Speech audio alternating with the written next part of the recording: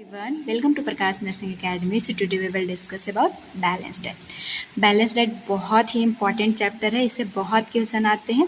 इस वीडियो में हम लोग डिस्कस करेंगे बैलेंस डाइट है क्या, कैसे बैलेंस डाइट लिया जाता है, साथ ही साथ आरडीए क्या है, फूड पिरामिड क्या होते हैं, इसके बाद मेनू प्लानिंग या फिर मील प्लानिंग कैसे किया जाता है, प्रेग्नेंट वोमेन के लिए कैसे मील प्लानिंग या फिर डाइट उनके लिए डिसाइड करते हैं। सारा चीज़ आज के इस वीडियो में डिस्कस करेंगे और साथ ही साथ इसके रिगार्डिंग, इस चैप्टर के रिगार्डिंग कौन से इंपॉर्टेंट क्वेश्चन है वो भी बताऊंगी जो कि बार बार यूनिवर्सिटी में पूछा जाता है। सो वीडियो के लास्ट तक बने रहिएगा और जो लोग चैनल पे नए हैं एक बार सब्सक्राइब जरूर कर लीजिएगा।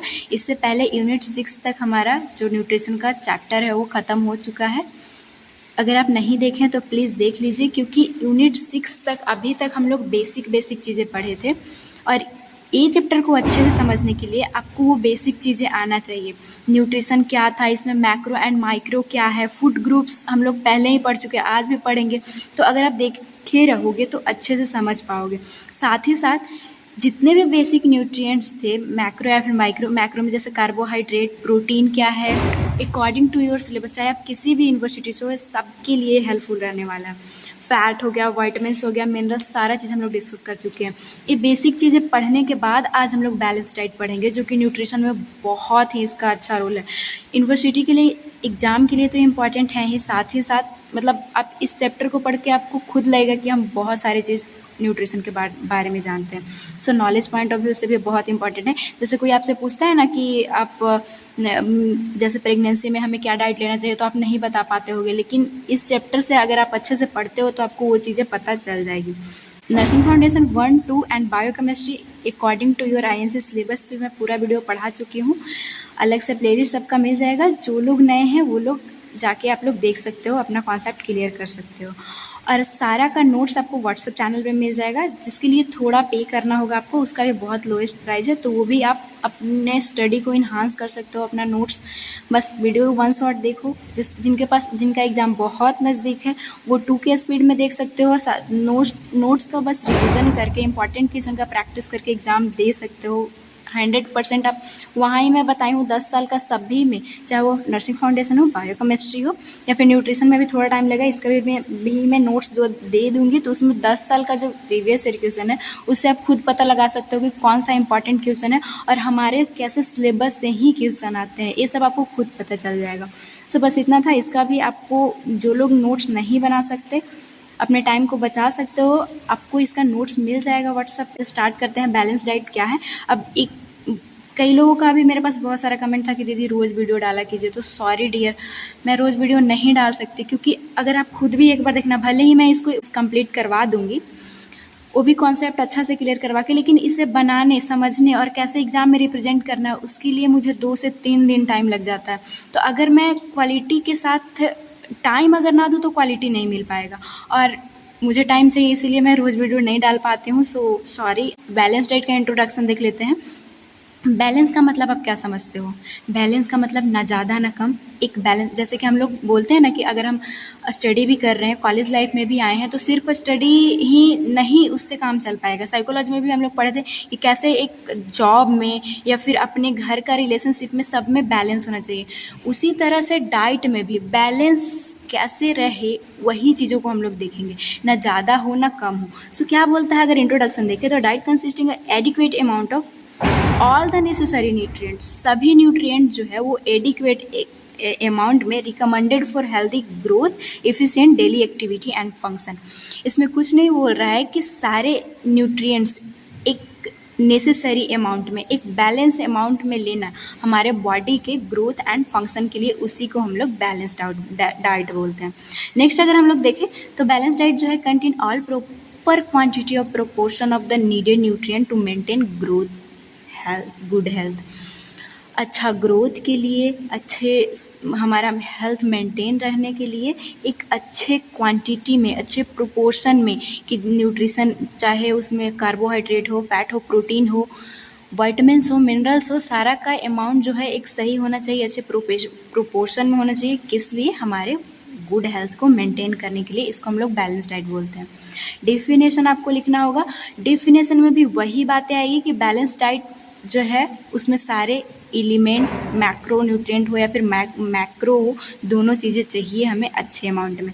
तो यही लिखना है कि कंटेंट ऑल इसेंशियल एलिमेंट कौन कौन होता है, हम लोग पढ़ चुके हैं। वो ह्यूमन बॉडी नीड क्या चीज़ की होती है, कार्बोहाइड्रेट हो गया, प्रोटीन हो गया, लिपिड हो गया, विटामिन्स हो गया, मिनरल्स हो गया, वाटर हो गया, सारे इसेंशियल जो कंपोनेंट है उसे वेल बैलेंस डाइट में रखा गया है, जो कि हेल्प करता है हमको जनरल हेल्थ को मेंटेन करने में, किसी भी डिजीज़ कंडीशन को कम करने में। जैसे कि आजकल बहुत ज़्यादा हाइपरटेंशन हो रहा है, उसमें लोग बहुत ज़्यादा सॉल्ट कंज्यूम कर रहे हैं। तो अगर कोई बैलेंस डाइट लेता है तो उसमें सारी चीज़ें बैलेंस में रहती है, जिससे कि अगर ज़्यादा ग्लूकोज लेने की वजह से जैसे डायबिटिक हो रहा है, फिर ज़्यादा ये सॉल्ट लेने की वजह से हाइपरटेंशन हो रहा है, तो अगर चीज़ें बैलेंस में रहेगी तो रिस्क ऑफ डिजीज़ का जो खतरा है वो भी कमेगा और हमारा हेल्थ भी सही रहेगा। अभी तक आप देखे होंगे बैलेंस डाइट इंपॉर्टेंट है, एग्जाम में आता है। तो अभी तक आपने क्या पढ़ा, सारा घुमा फिरा के एक ही बात बोल रहा है, और आपको ध्यान भी एक ही चीज़ें रखना है कि ऑल मैक्रो या फिर माइक्रो न्यूट्रिएंट, मिनरल्स हो गया, विटामिन हो गया, सारे चीज़ों का एक हेल्दी अमाउंट में, एक हेल्दी प्रोपोर्शन में लेना। किस लिए, हमारे बॉडी का जो हेल्थ है उसे मेंटेन रखने के लिए, ग्रोथ एंड फंक्शन के लिए। सो यही सारी चीज़ें, एक और आप डेफिनेशन लिख दीजिएगा क्योंकि कंटेंट ज़रूरी होता है। तो फिर से वही बात आएगी कि बैलेंस डाइट जो है ऐसे हम लोग डिफाइन कर सकते हैं कि contain all food constituents, means कि जो भी मैक्रो एंड माइक्रो न्यूट्रिएंट हो गए, कार्बोहाइड्रेट, विटामिन्स, ये सारी चीज़ को अभी नहीं लिखना है, छोटा आप बनाइए क्योंकि यहाँ पे आप बताए हो। तो फूड कंस्टिट्यूएंट प्रॉपर प्रोपोर्शन में होना चाहिए, प्रॉपर अमाउंट में होना चाहिए, जो कि हमें प्रोवाइड कर सके, दे सके energy and nutritional requirement of the individual है, इंडिविजुअल का न्यूट्रिशन रिक्वायरमेंट उस डाइट से पूरा हो। सो ये बैलेंस डाइट इंट्रोडक्शन डेफिनेशन क्या है आप समझ चुके हैं। अब हम लोग देखते हैं इसका प्रिंसिपल क्या है और स्टेप्स क्या है। अगर प्रिंसिपल की बात करें, बैलेंस डाइट का क्या प्रिंसिपल होना चाहिए, मीन्स कि क्या बैलेंस डाइट बनाते समय क्या कौन कौन सी बातों को ध्यान में आपको रखना होगा। सबसे पहला है कि डिफरेंट आइटम उसमें होना चाहिए। अगर डिफरेंट आइटम नहीं होगा तो ना तो सही से न्यूट्रिएंट्स मिल पाएगी और एक बंदा बोर भी हो जाएगा एक ही चीज़ को खाते खाते। सो ज़रूरी है बैलेंस डाइट बनाने के लिए कि एक बैलेंस जो है डिफरेंट आइटम हो बैलेंस डाइट में, इंक्लूड वेराइटी ऑफ फूड जो कि ऑल न्यूट्रिएंट सप्लाई करे। बहुत अच्छे से देखेंगे क्या चीज़ें होनी चाहिए, इस चैप्टर में बेसिकली यही पढ़ना है।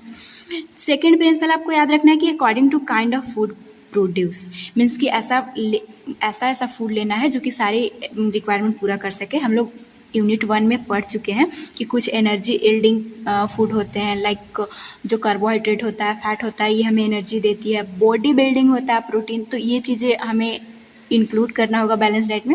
साथ ही प्रोटेक्टिव विटामिन्स, मिनरल्स जो होते हैं प्रोटेक्टिव, तो ये सारी चीज़ें होनी चाहिए अकॉर्डिंग टू फूड प्रोड्यूस। कि एक कार्बोहाइड्रेट जो एनर्जी यील्ड करता है, प्रोटीन जो है वो बॉडी को बिल्ड करता है, मिनरल्स विटामिन प्रोटेक्टिव होते हैं, तो ये चीज़ों को आपको ऐड करना होगा। नेक्स्ट हम लोग अगर प्रिंसिपल देखें तो nutrition should meet nutritional need, ये न्यूट्रिशनल नीड पूरा करे ऐसा होना चाहिए थ्रू मीन्स कि ज़्यादा बैलेंस का मतलब ही है कि ना ज़्यादा देना है ना कम देना है, मीन्स कि प्रॉपर क्वांटिटी और साथ ही साथ क्वालिटी भी होना चाहिए। ये नहीं कि आप खा रहे हो, ठीक है 4 रोटी आप खा रहे हो, लेकिन रोटी कब का है, कल शाम का है, तो उसमें क्वालिटी रहेगी। तो मीन्स कि इसमें क्वांटिटी के साथ क्वालिटी भी मैटर करेगा, दोनों चीज़ें होना चाहिए और अच्छे प्रोपोर्शन में फूड जो है आपको सेलेक्ट करना होगा। नेक्स्ट प्रिंसिपल अगर देखें तो इम्पॉर्टेंट है कि वो अवेलेबल रहे। जैसे आप बैलेंस डाइट, आपके पास पेशेंट आई या फिर आया, उसको आप बता रहे हो कि आप जो है वो अखरोट लेना, अखरोट उसको अपने मतलब ना तो हो सकता है उस एरिया में हो ही ना, या फिर उसके पास इकोनॉमिकल देखेंगे कि इकोनॉमिक ना हो, तो ये चीज़ों को भी ध्यान रखना है। Locally available food are a cheap and accepted. जैसे विलेज वाले एरिया में हो सकता है कि अखरोट ना मिले, गाँव वाले एरिया में ना मिले, तो ये सारी चीज़ों भी आपको ध्यान में रखना है। पीपुल इंश्योर एडिक्वेट न्यूट्रिशन की लोकली अवेलेबल हो, जैसे कि टोमेटो हर जगह अवेलेबल होता है, वैसी फ्रूट जो कि सीजनल हो उसे आपको बताना है। नेक्स्ट प्रिंसिपल जो आपको ध्यान रखना है, शुड नॉट बी मोनोटोनस, वो मोनोटोनस नहीं होना चाहिए।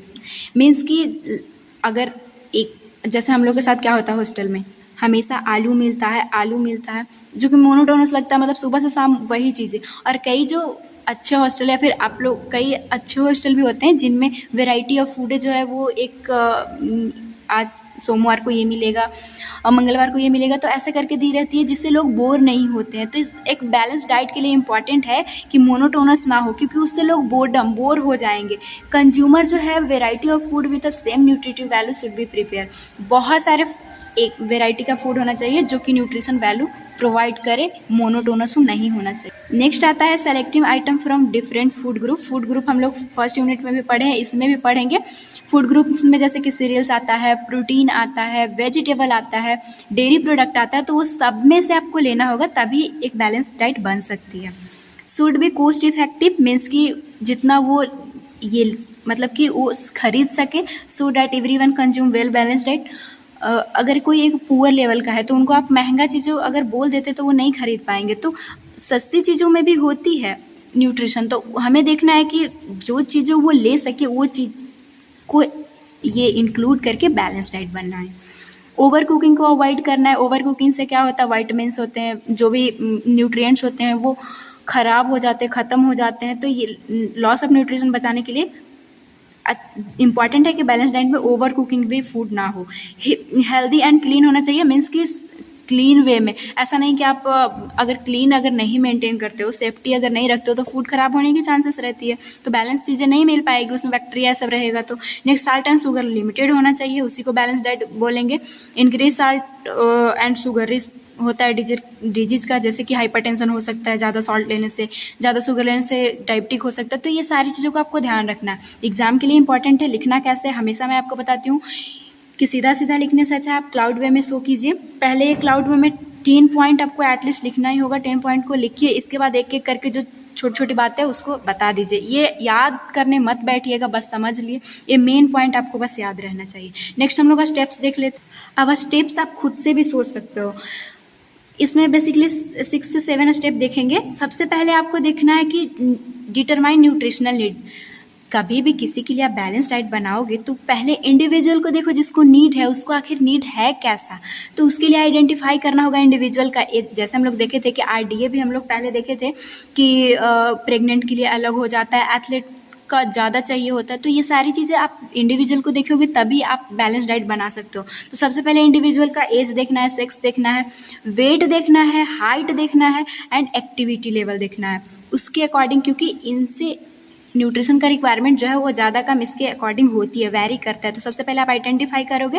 Calculate daily calorie requirement based on basal metabolic rate. Basal metabolic rate हम कार्बोहाइड्रेट में पढ़ा चुके हैं, जिससे हमें कैलोरी मिलता है। आप नहीं देखो प्लीज़ देख लो, क्योंकि ये भी BMR, सिर्फ BMR एग्जाम में आता है 5 मार्क्स के लिए।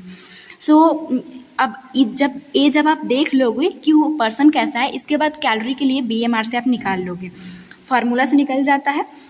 इसके बाद अब आप सेट डाइटरी गोल्स। अब देखना है कि उसे करना क्या है। अब वेट मैनेज करना है, मीन्स कि आप बैलेंस डाइट दे रहे हैं, उसको क्या चाहिए। कई मोटे लोग जो होते हैं, ओबेस पर्सन जो है वो बैलेंस डाइट लेने की कोशिश करते हैं, तो वेट मैनेज करना है। कई लोग अब वेट मैनेज में जैसे कि कई लोगों को गेन करवाना है, कई लोग पतले होते हैं तो उनको मोटा होना होता है, तो वो चीज़ आपको गोल देखना है। फिर इसके बाद देखना है कि हो सकता है वेट मैनेजमेंट ना हो के ओवरऑल हेल्थ के लिए, कि हमारा हेल्थ सही रहे, हम कभी हमारा रिस्क ना हो डिजीज कंडीशन का, कोई उसके लिए बैलेंस डाइट मांग रहा हो। इसके बाद managing health condition, diabetic mellitus हो गया, हाइपरटेंशन हो गया, या फिर अभी PCOD का बहुत ज़्यादा चांसेस है, तो वो किसके लिए आप बैलेंस डाइट ये बना रहे हो, ये सेट करना है गोल। नेक्स्ट स्टेप में अब हम लोग देखेंगे, सबसे पहले आइडेंटिफाई कर लिए कितना चाहिए वो देख लिया, अब गोल भी आप बना लिए। इसके बाद चूज फूड ग्रुप। अब मेन है कि आप बना लिए, तो हम लोग देखे पहले भी कि जब इसका प्रिंसिपल देख रहे हैं तो कि सारा ग्रुप्स को मेंटेन करना होगा, तभी आपको न्यूट्रिएंट सही से मिल पाएंगे।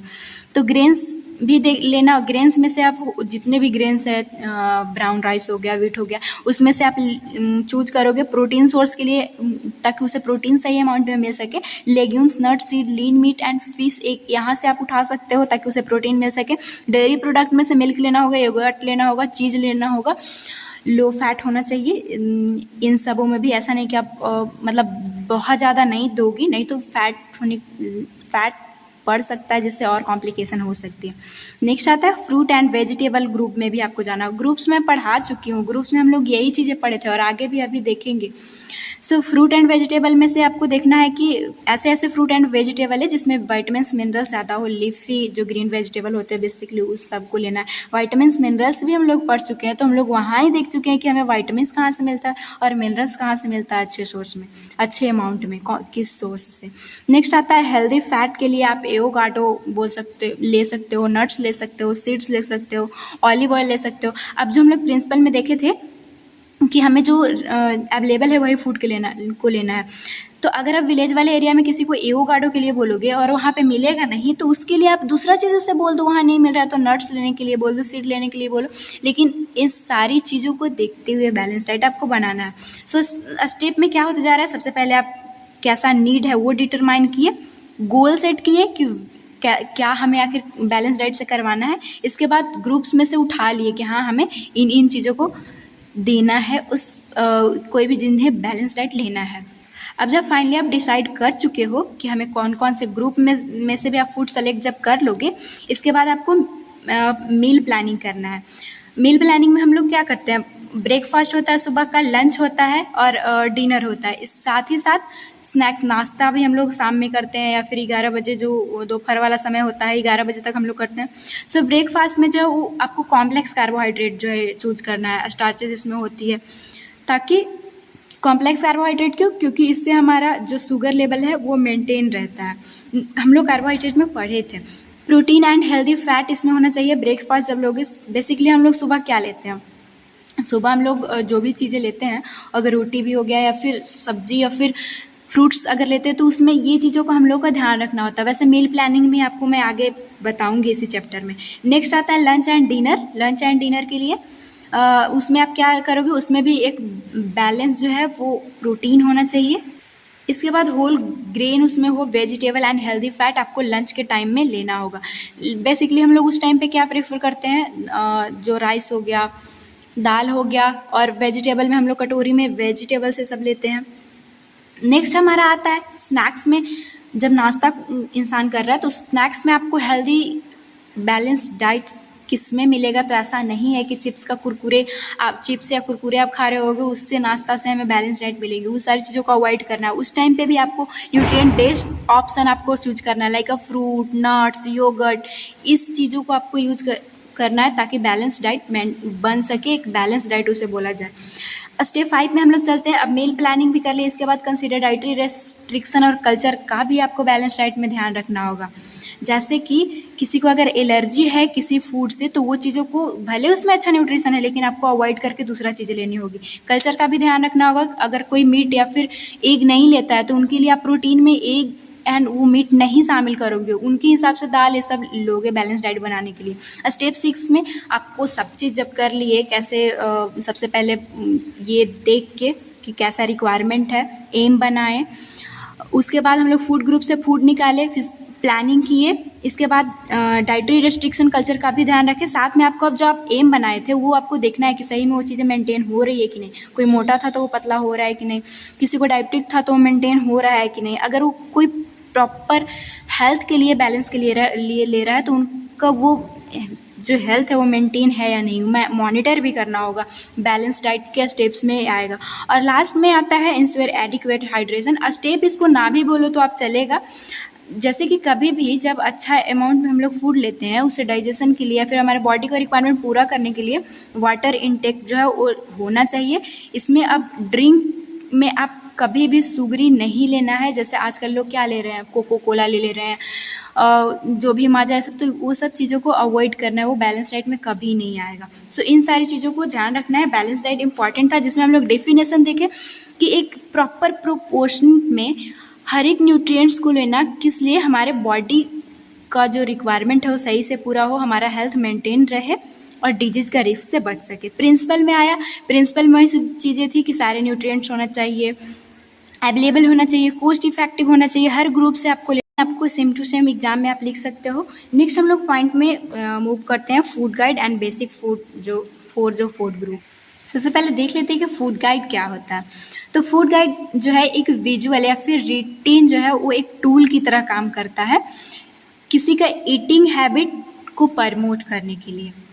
अगर आप जैसे ही आप आए होगे नर्सिंग कॉलेज में, आप अपने न्यूट्रिशन लैब में एक भी बार अगर गए होगे तो फूड पिरामिड आप लोगों ने ज़रूर देखा होगा। वो क्या है, विजुअल रिप्रेजेंटेशन है। उसमें बताया जाता है कि कैसे कैसे जो फूड है वो किस ग्रुप में रखते हैं, और ये पिरामिड से हमें ये भी पता चलता है कि किसकी कितनी रिक्वायरमेंट है। सो ये जो फूड गाइड है वो दो तरह से हम लोग करते हैं। विजुअल में हमारा फूड पिरामिड आता है जो कि देखेंगे हम लोग, और एक फूड ग्रुप्स आता है जिसमें कि बेसिक 4 ग्रुप को हमें देखना है। पहले फूड पिरामिड देख लेते हैं। फूड पिरामिड में अगर आप देखे होगे, अगर आप नहीं देखे हो तो आज या फिर जब आप वीडियो देख रहे हो, अगर दूसरे टाइम अगर कॉलेज आते हो तो अपने न्यूट्रिशन लैब में ज़रूर जाना। ये चार्ट आपको देखने को मिलेगी इस तरह से, जिसमें क्या रहता है, सबसे जो नीचे वाला जो रहता है ये वाला, उसमें कार्बोहाइड्रेट रहता है। कार्बोहाइड्रेट किस में पाया जाता है, तो ब्रेड, जितने सीरियल्स, पास्ता, उस सब में कार्बोहाइड्रेट। और इसका ये जो सबसे नीचे है और सबसे ब्रॉड वे में जो प्रेजेंट करता है, इसकी रिक्वायरमेंट बॉडी को सबसे ज़्यादा होती है। ये भी इस पिरामिड से हमें शो होता है। नेक्स्ट वाला में फाइबर आता है, जिसमें कि किस में फाइबर्स पाए जाते हैं, फ्रूट्स में, वेजिटेबल में। तो इस तरफ आप देखोगे तो फ्रूट रहता है और इस तरफ वेजिटेबल रहता है। जैसे ही थर्ड वाले में पहुंचोगे वहाँ पे प्रोटीन्स की सारी चीज़ें रहती है। एक तरफ मीट, पोल्ट्री, ये सब, फिश, ये सब रहेगा, और दूसरी तरफ मिल्क, चीज़ एंड एग्स रहेगा। ऊपर जाओगे आप तो आपको फैट वाली चीज़ें उसमें शो रहेगी, जिसमें बटर, बेकन, कोकोनट ऑयल, ये सारी चीज़ें दिखती हुई नज़र आएगी। और आप पिरामिड को अच्छे से समझना चाहोगे, वैसे पिरामिड आपके सिलेबस में नहीं है लेकिन फूड ग्रुप गाइड के अंदर ही आता है, तो ये एग्जाम में आपको लिखना होगा।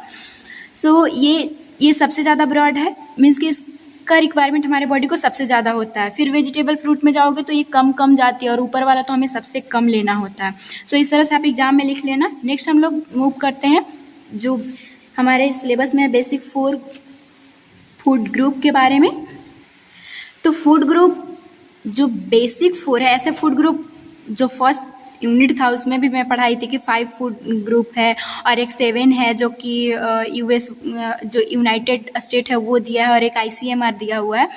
उसको छोड़ के फिर से आपके सिलेबस में आपको पढ़ना है बेसिक 4 फूड ग्रुप के बारे में। इसमें क्या है, बेसिकली 4 को लिया जाता है, जिससे हमें पता चल जाती है कि हाँ ये चीज़ें हमारे लिए इंपॉर्टेंट है। फंडामेंटल कॉन्सेप्ट है nutrition categorising food 4 main group, जिसमें फर्स्ट ग्रुप में आता है ग्रेन्स, जिसका एग्जांपल है ब्रेड, राइस, पास्ता, सीरियल्स में हमें अच्छे से मिल जाती है जितनी भी अनाज है। इसमें क्या चीज़ें रहती है, कार्बोहाइड्रेट, फाइबर एंड विटामिन रहता है। वेजिटेबल सेकंड ग्रुप में आता है, जिसमें leafy green vegetable, carrot, broccoli and tomato आता है। इसमें क्या रहता है, vitamin A, C, minerals, fibre आते हैं। फ्रूट्स के लिए apple, banana, orange and berry fruits में आएगा। एग्जाम्पल आप खुद से भी लिख सकते हो, रट्टा इसको मत मारना, बस आप ये फूड ग्रुप को याद रखना कि हाँ grain, vegetable, fruit and meat, dairy जो है वो बेसिक 4 फूड ग्रुप में आता है। इसमें विटामिन A से पोटेशियम, फाइबर आएगा।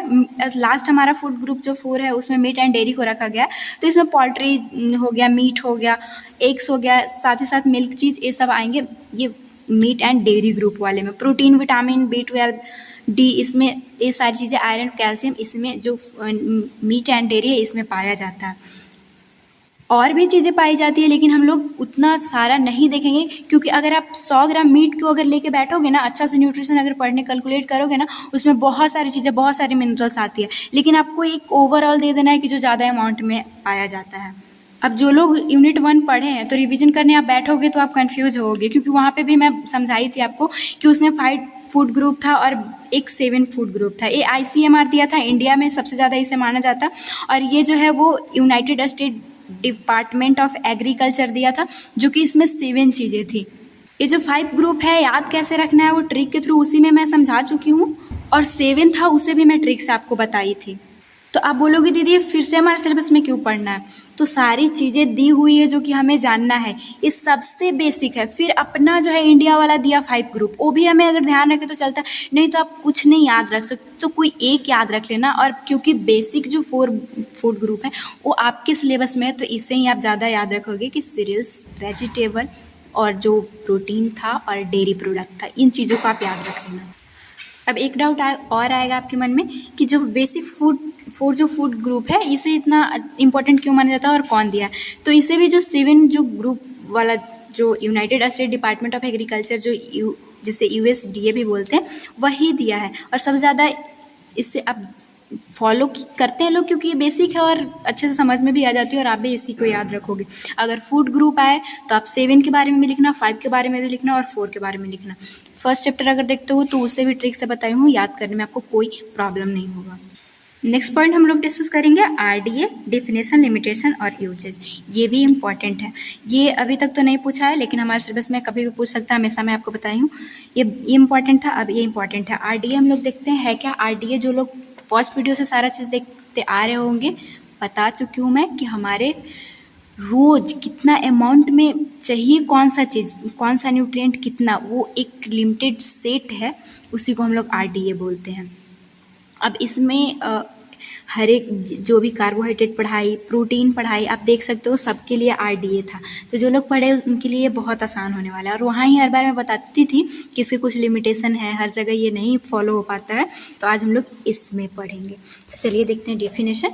द रिकमेंडेशन डाइटरी अलाउंस, इसका फुल फॉर्म है। आपके एग्जाम में सिर्फ RDA आएगा तो आप ध्यान रखिएगा कि इसका फुल फॉर्म क्या है। रिकमेंडेड डाइटरी अलाउंस जो है एक एवरेज डेली इंटेक कितना करना है न्यूट्रिएंट को, वो बताता है, जो कि sufficient meet nutrient requirement of healthy individual. Healthy individual का कितना, कोई भी न्यूट्रिएंट्स हर एक न्यूट्रिएंट्स के लिए है, वो न्यूट्रिएंट्स कितना चाहिए एक लिमिटेड अमाउंट में सेट है, एवरेज कितना लेना है, उसी को हम लोग RDA बोलते हैं।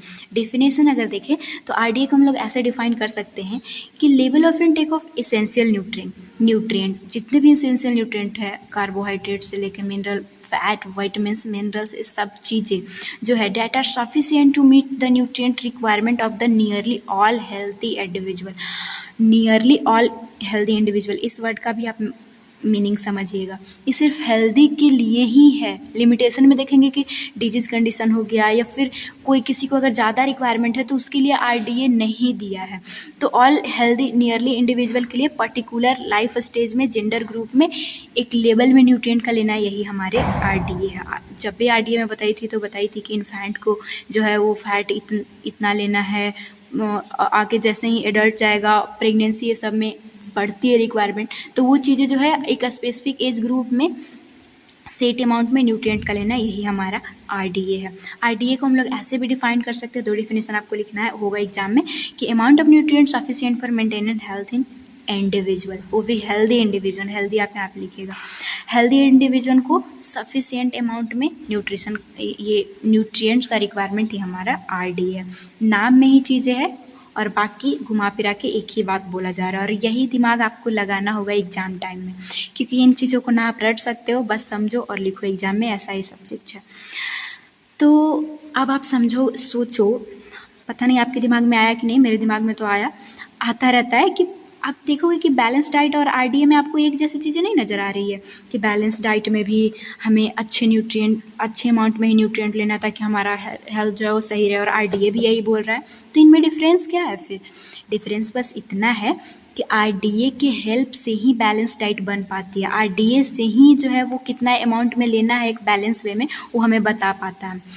और क्या डिफरेंस है RDA और बैलेंस डाइट में? तो बैलेंस डाइट जो है, अगर आप देखोगे जो मैं बताई कि उसमें सारे न्यूट्रिएंट्स को, फूड ग्रुप हम लोग देखे थे ना कि सारे फूड ग्रुप में से सब में से एक सेलेक्ट करना, चाहे सीरियल्स हो या फिर वेजिटेबल हो, फ्रूट हो, सब में से लेना, तभी बैलेंस डाइट बन पाएगा। वही RDA जो है वो एक अच्छे अमाउंट में न्यूट्रिशन को ही लेना है, लेकिन एक एक इंडिविजुअली, कि कार्बोहाइड्रेट को इतना लेना है, प्रोटीन को इतना लेना है, फैट को इतना लेना है, एक अमाउंट में इंडिविजुअल दिया हुआ है। जबकि बैलेंस डाइट जो है वो पूरे के लिए था, पूरे डाइट के लिए मिला के बैलेंस डाइट बनता है कि कौन कौन बॉडी को कितना रिक्वायरमेंट है। तो आप समझ गए होंगे कि बैलेंस डाइट एंड RDA क्या है। अच्छा, RDA सेट कौन करता है, कौन दिया होगा RDA? अब खुद सोचो, अब तक तो आप जान गए होंगे, बहुत बार हम लोग डिस्कस कर चुके हैं। ये जो है वो इंडियन काउंसिल मेडिकल रिसर्च जो है वो इंडिया के लिए बेसिकली ये देता है, और इसी का जो है वो माना जाता है।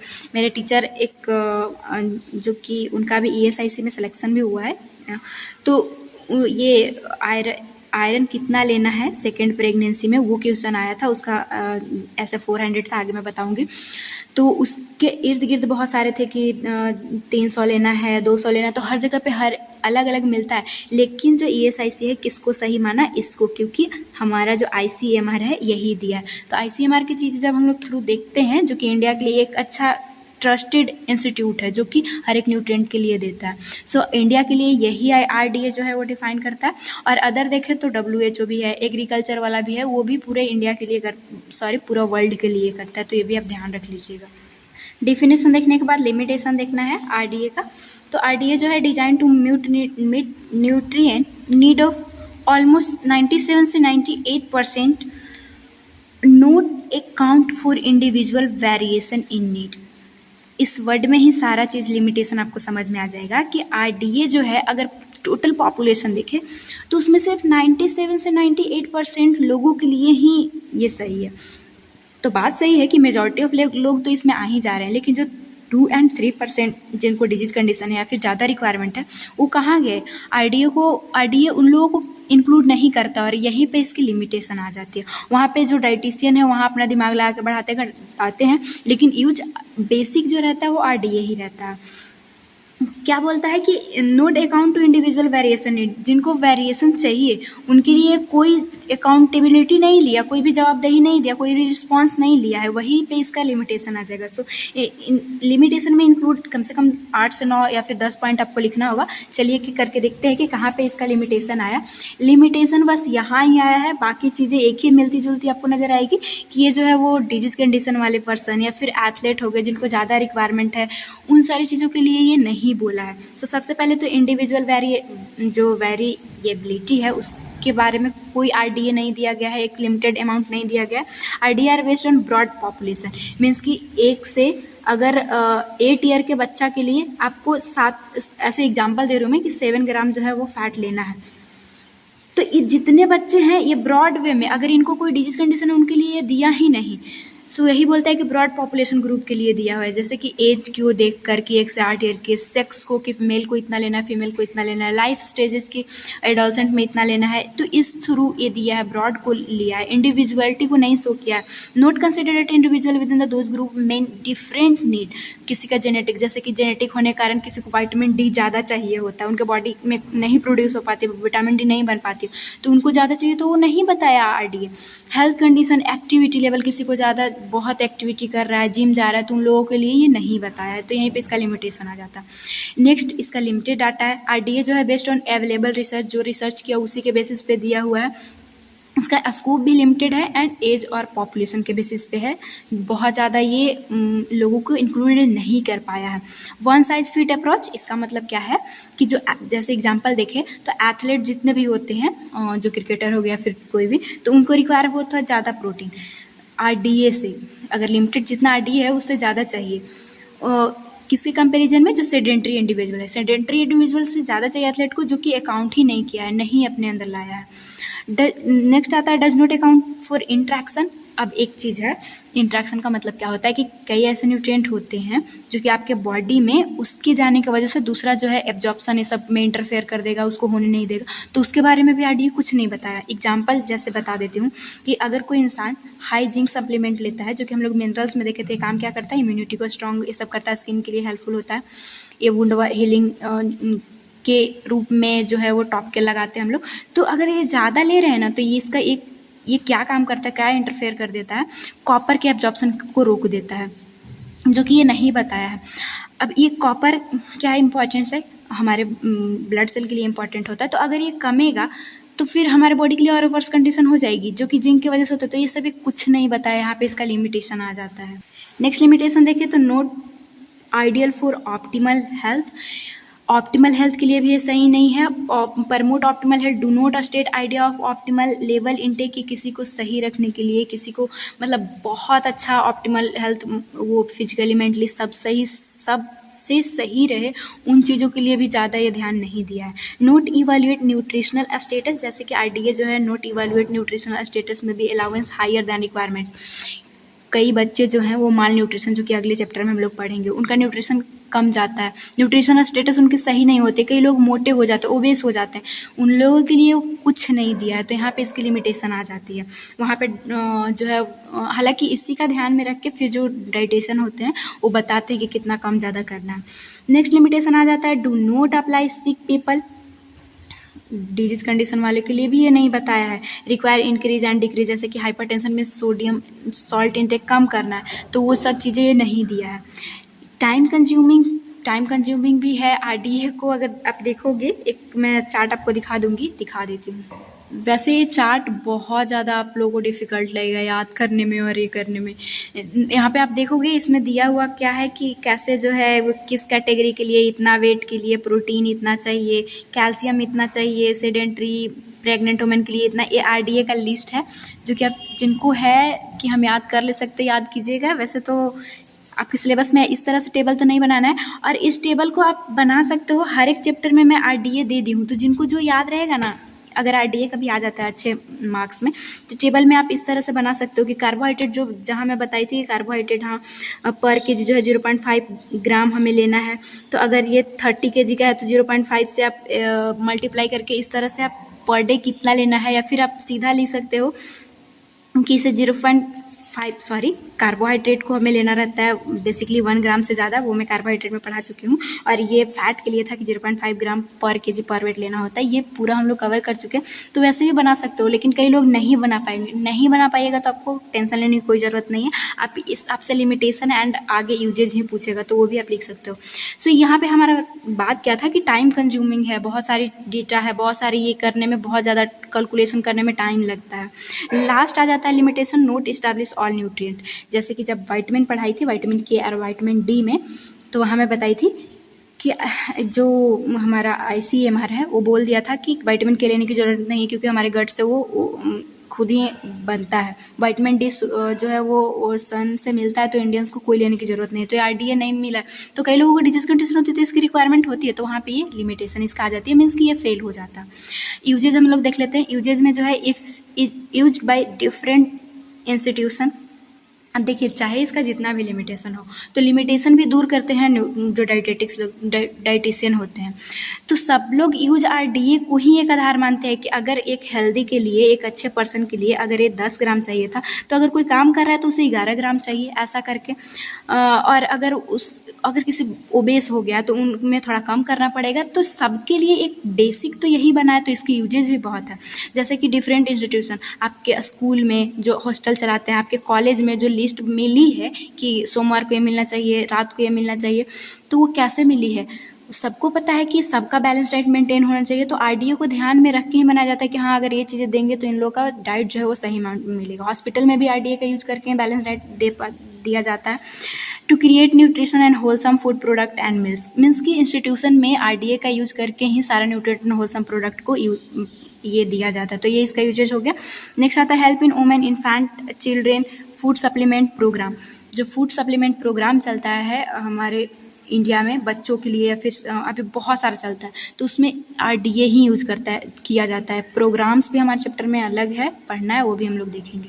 नेक्स्ट इसका यूज किया जाता है for obtaining and planning food supply different population group, different people group का चाहे एज हो, सबको सप्लाई करने के लिए इसका ही यूज किया जाएगा। Useful in designing nutrition education programme. किसी को न्यूट्रिशनल एजुकेशन प्रोग्राम देना है तो भी कितना लेना है, क्या लेना है, आरडीए से ही आ पाता है। Manufacture use RDA develop new food product in industry में भी अच्छे अमाउंट में। हर एक इंडस्ट्री अब ख़राब चीज़ें तो नहीं बनाएगी, उसमें भी न्यूट्रिशन रहना चाहिए, तभी लोग खा पाएगा, तो उसमें भी आरडीए का ही यूज किया जाता है। RDA also use in establish guideline for nutritional labelling food. Nutrition level जो फूड में होते, मेरे पास एक टोस्ट है, ये जो न्यूट्रिशन लेवलिंग आप देख रहे हो, अच्छा टोस्ट नहीं है ये, तो इसमें भी ये आरडीए का ही यूज किया गया है, तभी ये बन पाता है। नेक्स्ट आता है ये क्या है, determine mid day meal programme in term of nutrition. Mid day meal programme जो बच्चों को जो खाना दिया जाता है स्कूल में, उसमें भी आरडीए का यूज किया जाता है। तभी तो देखते हो कभी एग मिलता है, कभी कुछ मिलता है, तो उसमें भी ताकि न्यूट्रिशन सही से मिल पाए उन्हें एक लिमिटेड एक अच्छे अमाउंट में। नेक्स्ट आता है हेल्प इन अपग्रेडिंग न्यूट्रिएंट रिक्वायरमेंट, मतलब कि अगर किसी का न्यूट्रिएंट रिक्वायरमेंट अपग्रेड करना है, जिनका कम है, तो उनके लिए भी अपग्रेड करने के लिए आरडीए का बेस बना जाएगा। तभी कि हाँ, अब इन्हें जैसे एथलेट को ज़्यादा चाहिए, तो उन्हें आरडीए जितना एक पर्सन के लिए है, नॉर्मल के लिए, सेडेंटरी के लिए, अब एथलेट को ज़्यादा चाहिए, तो आरडीए का ही बेसिस बना के थोड़ा बढ़ाया जाएगा। तो अपग्रेड करने के लिए भी इसका रिक्वायरमेंट है। और साथ ही साथ evaluating the adequacy of supply, सही से सप्लाई हो रहा है कि नहीं हो रहा है, इसमें भी आरडीए का ही हेल्प लेते हैं कि आरडीए अगर सही आ रहा है कि इतने ग्रुप के लिए इतना चाहिए, तो मीन्स कि सही जा रहा है। साथ ही साथ आप बैलेंस डाइट जो हम लोग पहले ही देखे थे उसे वो छोड़ चुका है, तो बैलेंस डाइट बनाने के लिए RDA का ही हेल्प लेते हैं, तभी होल न्यूट्रिएंट एक लिमिटेड एक अच्छे बैलेंस अमाउंट में बन पाता है। तो प्लान बैलेंस डाइट ये भी आप लिखिएगा, जो कि याद रह जाएगा आपको। तो क्या हम लोग देखें कि सबसे पहले कोई इंस्टीट्यूट के लिए हो गया, मैन्युफैक्चरर भी इसे यूज़ करते हैं, साथ ही साथ मिड डे मील प्रोग्राम या फिर जितने भी प्रोग्राम है अपग्रेड करना हो, इवैल्यूएट करना हो, सब में इसी का यूज होता है। नेक्स्ट हम लोग देखेंगे food exchange system. Food exchange system नाम से ही समझ में आ रहा है, मीन्स कि फूड को एक्सचेंज, जैसे कि हमें एक गिलास अगर दूध छोड़ के अगर हमें एक गिलास दही ले ले तो सेम ही न्यूट्रिएंट मिले, यही फूड एक्सचेंज सिस्टम में देखेंगे कि जैसे एक ही फूड को खाते खाते हर लोग बोर हो जाता है, तो इसमें देखे थे ना कि वेराइटी ऑफ फूड हमें देना है, तो वही वेराइटी की सेम फूड मतलब 2 फूड रहेगा जिसमें कि सेम न्यूट्रिएंट रहेगा, तो चाहे आप एक खाओ या फिर एक खाओ, एक्सचेंज कर सकते हो। तो यही एक्सचेंज सिस्टम है, हम लोग पढ़ेंगे। तो एक्सचेंज सिस्टम एक लिस्ट है, हम लोग देखेंगे, जो कि फर्स्ट पब्लिश किया गया joint committee of American dietetics association and US public health service, ये दोनों ने मिलकर इस एक्सचेंज लिस्ट को बहुत दिमाग लगा के बनाया था। इन्होंने कब दिया था? 1950 में, और इसे रिवाइज हर बार रिवाइज होते रहता है। सो 1976 में इसे रिवाइज भी किया गया। ये क्या है? द फूड एक्सचेंज सिस्टम जो है help people learn how to eat balance and nutritious diet wide variety of food. बहुत सारे फूडों से हम लोग कैसे बैलेंस डाइट ले सकते हैं। डिफिनेशन अगर देखें तो refer to process which food item replaced with other on list. एक लिस्ट रहेगा जिसमें ही रहेगा कि ये एक गिलास कर्ड है, एक गिलास दूध है, दोनों में एक ही चीज़ें है, तो आप इसको पियो या फिर इसको पियो। लिस्ट में हम लोग देखेंगे। So provide calorie approx, same calorie provide करे, 2 चीज़ें उसको एक्सचेंज कर लेना, यही एक्सचेंज सिस्टम है। इंपॉर्टेंस इसका क्या है? तो फूड एक्सचेंज जो सिस्टम है अलाउ वन चूज, किसी को जो बोर हो रहा है दूसरा चीज़ एक्सचेंज कर ले, उसमें हेल्प करता है। Provide framework food with similar carbohydrate protein fat. अब मैं बताऊंगी कि कैसे जो है ये दो फूड जो है वो कैसे सिमिलैरिटी रहती है, कि ये 100 ग्राम में इसमें भी उतना ही 3 ग्राम ही प्रोटीन है, इसमें भी 3 ग्राम ही प्रोटीन, तो सिमिलैरिटी को हमें इससे पता चल पाता है, जो कि आगे हम लोग देखेंगे। और साथ ही साथ provide understanding of nutrient composition exchanges, composition भी हम लोग देखेंगे कि कैसे एक ही जैसा रहता है, वो चीज़ें हमें बता पाती है। लिस्ट से आपको समझ में आएगा ये दोनों पॉइंट। तो बेसिकली 6 लिस्ट हम लोग देखेंगे, जिसमें सबसे पहले हम लोग मिल्क को लेकर देख लेते हैं कि मिल्क से जो चीज़ें हमें आ रही है वो और किससे किससे हमें मिल सकती है। जैसे आप देखना कि कोई भी, जैसे हमें मिल्क लेना है जिसमें 3 ग्राम जो है वो प्रोटीन हो और 4 ग्राम जो है वो CHO का मतलब है कार्बोहाइड्रेट, और कैलोरी जो है वो हमें अगर 65 किलो कैलोरी लेना है, इतना हमें रिक्वायरमेंट है, तो किन किन चीज़ों से हमें मिल सकता है। सबसे पहले अगर 100 ml काउ मिल्क हम लोग लेते हैं तो हमें इतनी चीज़ें न्यूट्रिएंट मिल जाएगी। वही बफेलो मिल्क 50 ml ही रहे तो हमें प्रोटीन 3 ग्राम 4 ग्राम एंड 65 ग्राम हमें मिल जाएगी। कर्ड के लिए 100 ml रहेगा तभी इतना मिल पाएगा, और होल मिल्क जो पाउडर होता है उसे टीस्पून, इसका मतलब है टीस्पून, तो टीस्पून से हमें ये न्यूट्रिएंट मिल जाएगी। इससे आपको क्या समझ में आ रहा है कि किसी पर्सन को अगर काउ मिल्क लेने का मन नहीं कर रहा है तो वो कर्ड भी ले सकता है, जिससे उसको यही न्यूट्रिएंट मिल जाएगी जो इससे मिल रही थी। तो यही चीज़ें बस इसमें ध्यान रखना। अब एक स्कीम जो मिल्क पाउडर है उसमें भी ये चीज़ें सब मिल जाएगी, लेकिन इसमें क्या ध्यान रखना है कि इसमें फ़ैट जो है वो निग्लेजिबल होता है। जो स्किम मिल्क होता है उसमें से फ़ैट ही तो निकाल लिया जाता है, और आप देखोगे यहाँ फ़ैट नहीं लिखा गया है। फ़ैट क्यों नहीं लिखा गया है? कि काउ मिल्क में फ़ैट ज़्यादा होता है, बफेलो मिल्क में ज़्यादा होता है, तो basically protein and CHO carbohydrate ये सबको ही लिया गया है, और वही स्किम मिल्क में फ़ैट तो हमें बिल्कुल भी नहीं मिलती। तो ये भी आप ध्यान रख लीजिएगा, ऑब्जेक्टिव में भी पूछ सकता है। नेक्स्ट आता है दूसरा लिस्ट, मीट को एक्सचेंज करना। एक मीट लेते हैं, मतलब हमें एक पर्सन को चाहिए कि प्रोटीन 7.5 ग्राम चाहिए, और कार्बोहाइड्रेट नहीं होता है मीट में, कार्बोहाइड्रेट एक बिल्कुल भी नहीं, और फैट 6 ग्राम और किलो कैलोरी। एनर्जी मीन्स कि इतना मिले 85 ग्राम एनर्जी। कार्बोहाइड्रेट में हम लोग पढ़ चुके हैं, आपको समझ में आ रही होगी। सो किस किस चीज़ों से मिल सकता है? जिसको इतना चीज़ें चाहिए वो या तो बीफ खा ले 75 ग्राम, वैसे तो बिल्कुल ये सब नहीं खाना चाहिए, मैं तो इसे अवॉइड करना ही बोलूँगी। चिकन में भी 75 ग्राम मिलता है, लीवर में भी 75 ग्राम, फिश भी अगर लेते हो तो आपको यही चीज़ें मिल जाएगी। लेकिन फिश के लिए आप याद रखना कि इसमें एक कार्बोहाइड्रेट भी ऐड हो, इसमें ऐसे जैसे हम लोग देखें ना कि इन सारी चीज़ों में नहीं है कार्बोहाइड्रेट, लेकिन इसमें फिश में कार्बोहाइड्रेट थोड़ा अमाउंट में रहता है, तो ये भी आप ध्यान रख लेना। नेक्स्ट आता है लिस्ट जो हमारा फैट एक्सचेंज। फैट एक्सचेंज अगर हम लोग देखें कि एक ऐसी चीज़, एक ऐसा हमें चाहिए, एक ऐसी अमाउंट में चीज़ें चाहिए जिसमें कि हमें 10 ग्राम फैट हो, इतना ग्राम किलो कैलोरी एनर्जी हो 90 ग्राम, और प्रोटीन और कार्बोहाइड्रेट बेसिकली फैट वाले जो रहते हैं इस लिस्ट में उसमें नहीं रहता। तो अगर हमें फैट 10 ग्राम चाहिए, किलो कैलोरी एनर्जी 90 ग्राम चाहिए, तो ऑयल 10 ग्राम लेंगे तो भी हमें मिल जाएगा। ऑयल नहीं लेने का मन है तो घी 10 ग्राम लेंगे तो भी मिल जाएगा। इन लोगों को भी नहीं लेना तो बटर जो है वो 12 ग्राम लेंगे तो भी हमें मिल जाएगा। बेसिकली कोई में अमाउंट बढ़ाना पड़ रहा है जिससे कि उनकी न्यूट्रिशनल वैल्यू पूरा हो जा रही है, रिक्वायरमेंट पूरा हो जा रही है। वैसे आप कई बुक पढ़ोगे न्यूट्रिशन का तो बहुत लंबा लिस्ट बना। ये मैं बहुत खोजने के बाद बहुत मेहनत लगा था, तब मैं एक समझने लगता कि आप एग्ज़ाम में अच्छे से लिख पाओ, वो मिल पाई है। सो जो सीरियल्स एक्सचेंज लिस्ट है उसमें क्या क्या आता है, मीन्स कि ऐसा सीरीज हमें लेना है जो कि एक्सचेंज कर सके। प्रोटीन उसमें 1 से 3 ग्राम हो, कार्बोहाइड्रेट 18 से 20 ग्राम हो, फैट जो है वो निग्लिजिबल रहता है बेसिकली सीरीज में। तो चाहे तो हम लोग हाफ कप राइस ले तो भी हम लोग को मिल जाएगा। कुक्ड राइस 25 ग्राम या फिर उसी को 2 टेबल स्पून में ले तो भी मिल जाएगा, जो कुक्ड राइस जो हम लोग चावल बोलते हैं। नेक्स्ट रागी फ्लावर 50 ग्राम, वीट 50 ग्राम, चपाती 1 मीडियम अगर 1 टेबल स्पून है, इसी को अगर 25 ग्राम को अगर टेबल स्पून में देखें तो 3.5 टीस्पून होता है। तो इन सारी चीज़ों से हमें ये मिल जाएगा। नेक्स्ट अगर लिस्ट देखें तो फ्रूट का हम लोग देखेंगे, जो ऐसा फ्रूट जो कि चाहे कोई भी ले, हमें 10 ग्राम जो है कार्बोहाइड्रेट चाहिए, एनर्जी हमें 40 किलो कैलोरी चाहिए, and protein and fat basically negligible इसमें माना जाएगा। तो वो आंवला आप या तो 4 से 5 ले लो, जैसे 1 2 3 होता है ना, तो 4 से 5 आंवला लोगे तो भी आपको ये मिल जाएगी। एप्पल भी आप इसके बदले में ले सकते हो, बनाना ले सकते हो, डेट ले सकते हो।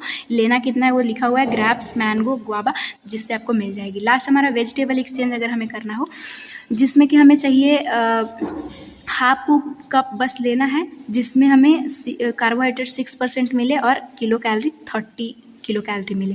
तो इसमें हम लोग कैबेज ले सकते हैं, लेडी फिंगर ले सकते हैं, कॉलीफ्लावर, कुछ भी ले तो हमें ये चीज़ें मिल जाएगी। वेजिटेबल लिस्ट को group A and group B में रखा हुआ है। तो ये ग्रुप ए था। ग्रुप बी में देखें तो हाफ कप अगर हम लोग ले तो उसमें हमें 6 से 12% जो है वो कार्बोहाइड्रेट मिले, प्रोटीन जो है वो 2 से 3 ग्राम मिले, एंड किलो कैलोरी 50 से 60 मिले किलो कैलोरी।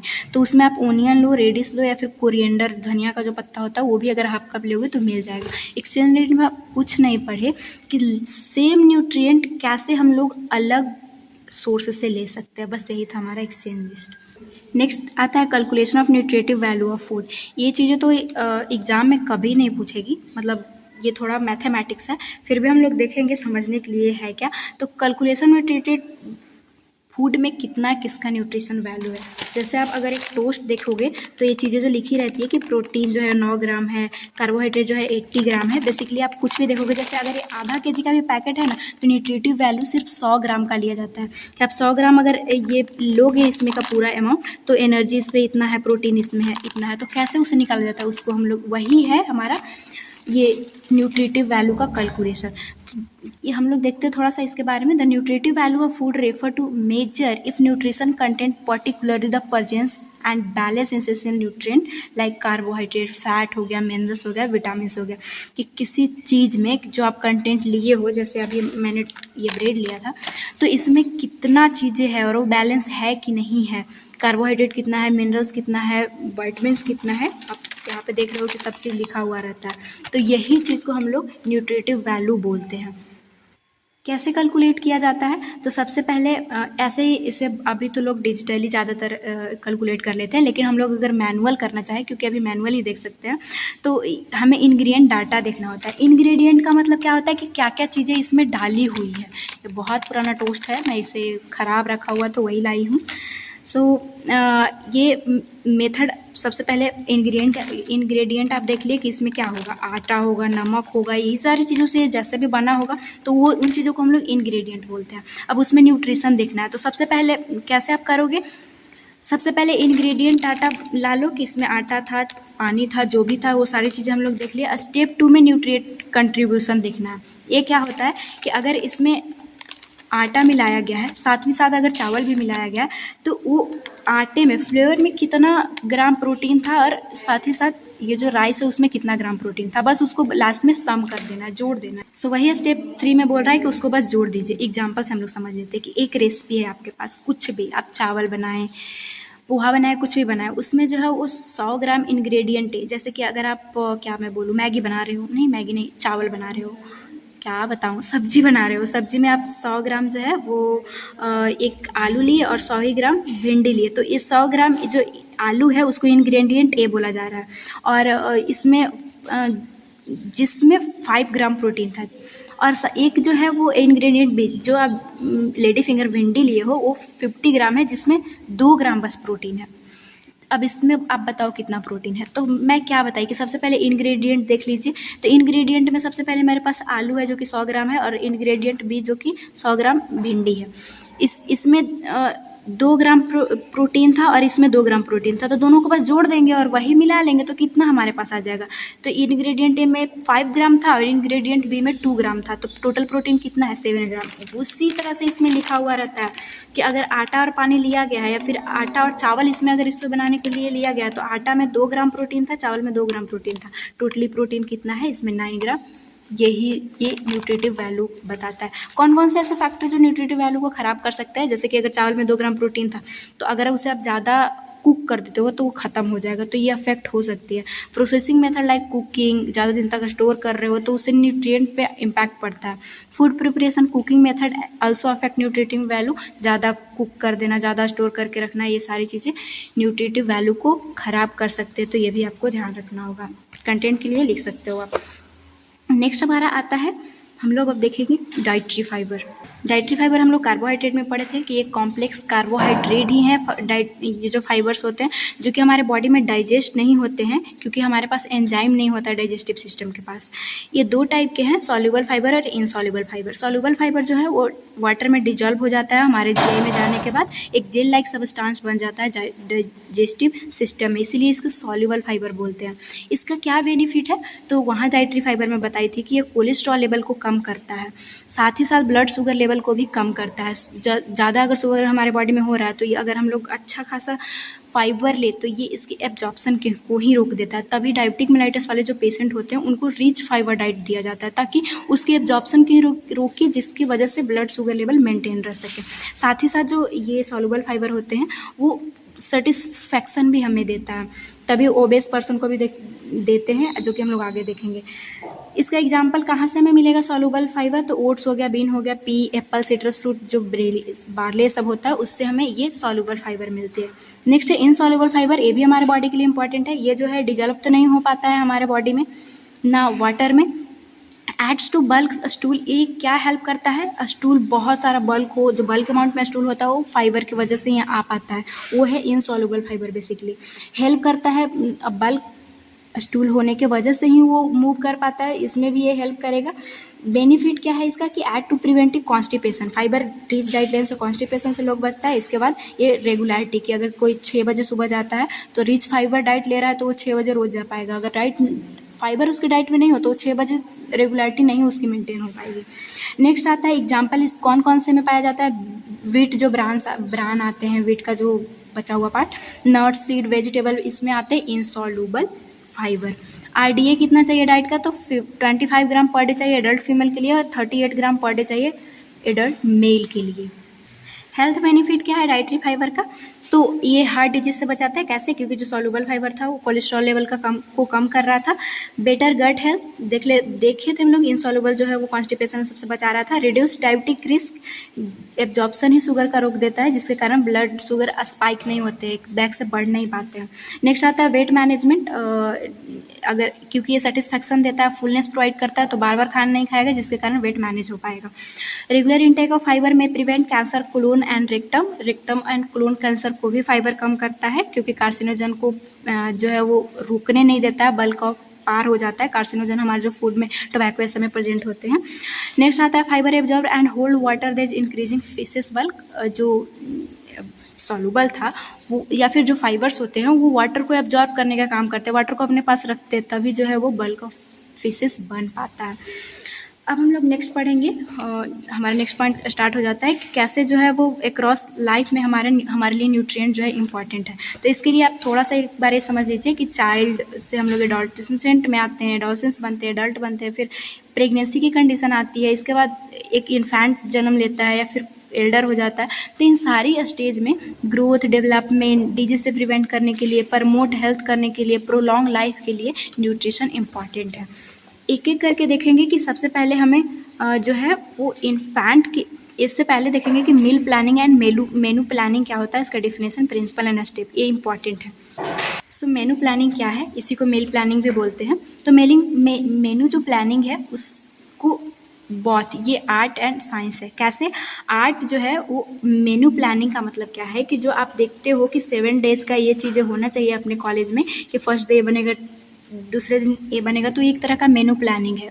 क्या बनाना है घर में, क्या कॉलेज में बनाना है, वो जो प्लानिंग होती है उसे मेनू प्लानिंग बोलते हैं। तो आर्ट कैसे हुआ? स्किलफुल ब्लेंडिंग, कलर, टेक्सचर, एक अच्छे फ्लेवर मिलाना ताकि अच्छे से लोग उसे इंटरेस्ट के साथ खा पाए, तो वो उस वे में ये आर्ट है।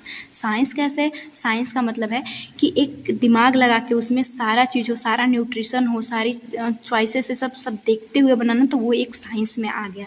डेफिनेशन अगर हम लोग देखें तो meal planning and menu planning जो है define as a simple process जिसमें इन्वॉल्व होता है, ऐसा नॉलेज होना चाहिए जो मेनू प्लानिंग कर रहा है उसके बाद, कि न्यूट्रिएंट उसमें सब हो, फूड हैबिट भी देखना है लोगों का, कौन लाइक करे, डिसलाइक। जैसे आपके घर में क्या होता है कि मम्मी खाना बनाती है तो आपको ये चीज़ें नहीं पसंद है, पापा को वो चीज़ें नहीं पसंद है, तो लाइक डिसलाइक देखते हुए भी सारा चीज़ देख के साथ ही साथ उसमें न्यूट्रिशन हो, ऐसा होलसम जो है वो एन अट्रैक्टिव मील, एक न्यूट्रिशन या फिर मील बनाना, वही मील प्लानिंग कहलाता है। मील हम लोग खाना पीना से रिलेटेड है, और प्लानिंग क्या, कि मतलब क्या सही क्या गलत, कितना क्या करना है, उसी चीज़ें, तो ये मील प्लानिंग हो गई। प्रिंसिपल हमें देखना है सिलेबस अकॉर्डिंग। तो सम चीज़ें जो आपको ध्यान रखनी है मील प्लानिंग करते वक्त, मेनू प्लानिंग करते वक्त, कि डिजीज कंडीशन सबसे पहले देखना होगा कि किसी को डिजीज कंडीशन है कि नहीं। घर में भी जैसे कि डायबिटिक वाले अगर जिनके घर में पेशेंट होते हैं तो उनको ध्यान में रखते हुए मील प्लानिंग किया जाता है। डिजीज कंडीशन और patient different type of modification needed होती है, जैसे कि लाइक लो प्रोटीन या फिर हाई प्रोटीन, सॉल्ट रेस्ट्रिक्शन, जिनको हाइपरटेंशन जिनके घर में, तो वो सॉल्ट रेस्ट्रिक्शन करना होगा। तो सबसे पहले मील प्लानिंग कर रहे हो तो आपके घर में डिजीज कंडीशन है कि नहीं ये देखना है। फिर हॉस्पिटल में अगर मील प्लानिंग हो रही है तो उस पेशेंट को आखिर कौन सी कंडीशन है।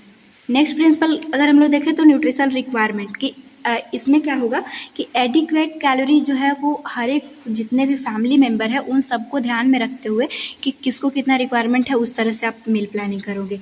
कि मतलब होता है ना कि जैसे अगर 2 पर्सन हो तो सिर्फ 3-4 चम्मच आटा सही हो जाता है, वही 7 से 8 पर्सन आपके यहाँ गेस्ट हो तो फिर सारी चीज़ें चाहे वो वेजिटेबल हो, जो चीज़ें हो, सबका अमाउंट बढ़ाना पड़ता है, तो वही बस आपको ध्यान रखना है। नेक्स्ट आता है फैमिली नीड, जिनके घर में प्रेग्नेंट वुमेन है, हैवी वर्कर है, ग्रोइंग अडोलसेंट है, तो उनके लिए क्या चाहिए, कैसी उनकी रिक्वायरमेंट होती है, आपको ध्यान रखना होगा।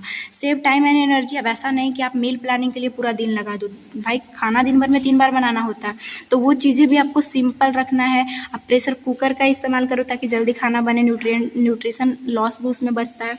इकोनॉमिकल कंसिडरेशन आपको रखना है ताकि reduced by using seasonal food, means कि ज़्यादा आपको पैसा वैसा नहीं लगाना है, अब सबको बैलेंस डाइट लेना है, सबको एक अच्छा प्लानिंग, सबको खाना खाने के लिए मेनू प्लानिंग करना होगा, साथ में उसमें अच्छा न्यूट्रिशन हो। तो उसके लिए इंपॉर्टेंट है कि आपके पास जितना पैसा हो, जैसा पैसा हो, जिसके पास कम पैसा हो तो सीजनल फूड लीजिए ताकि पैसे कम लगे।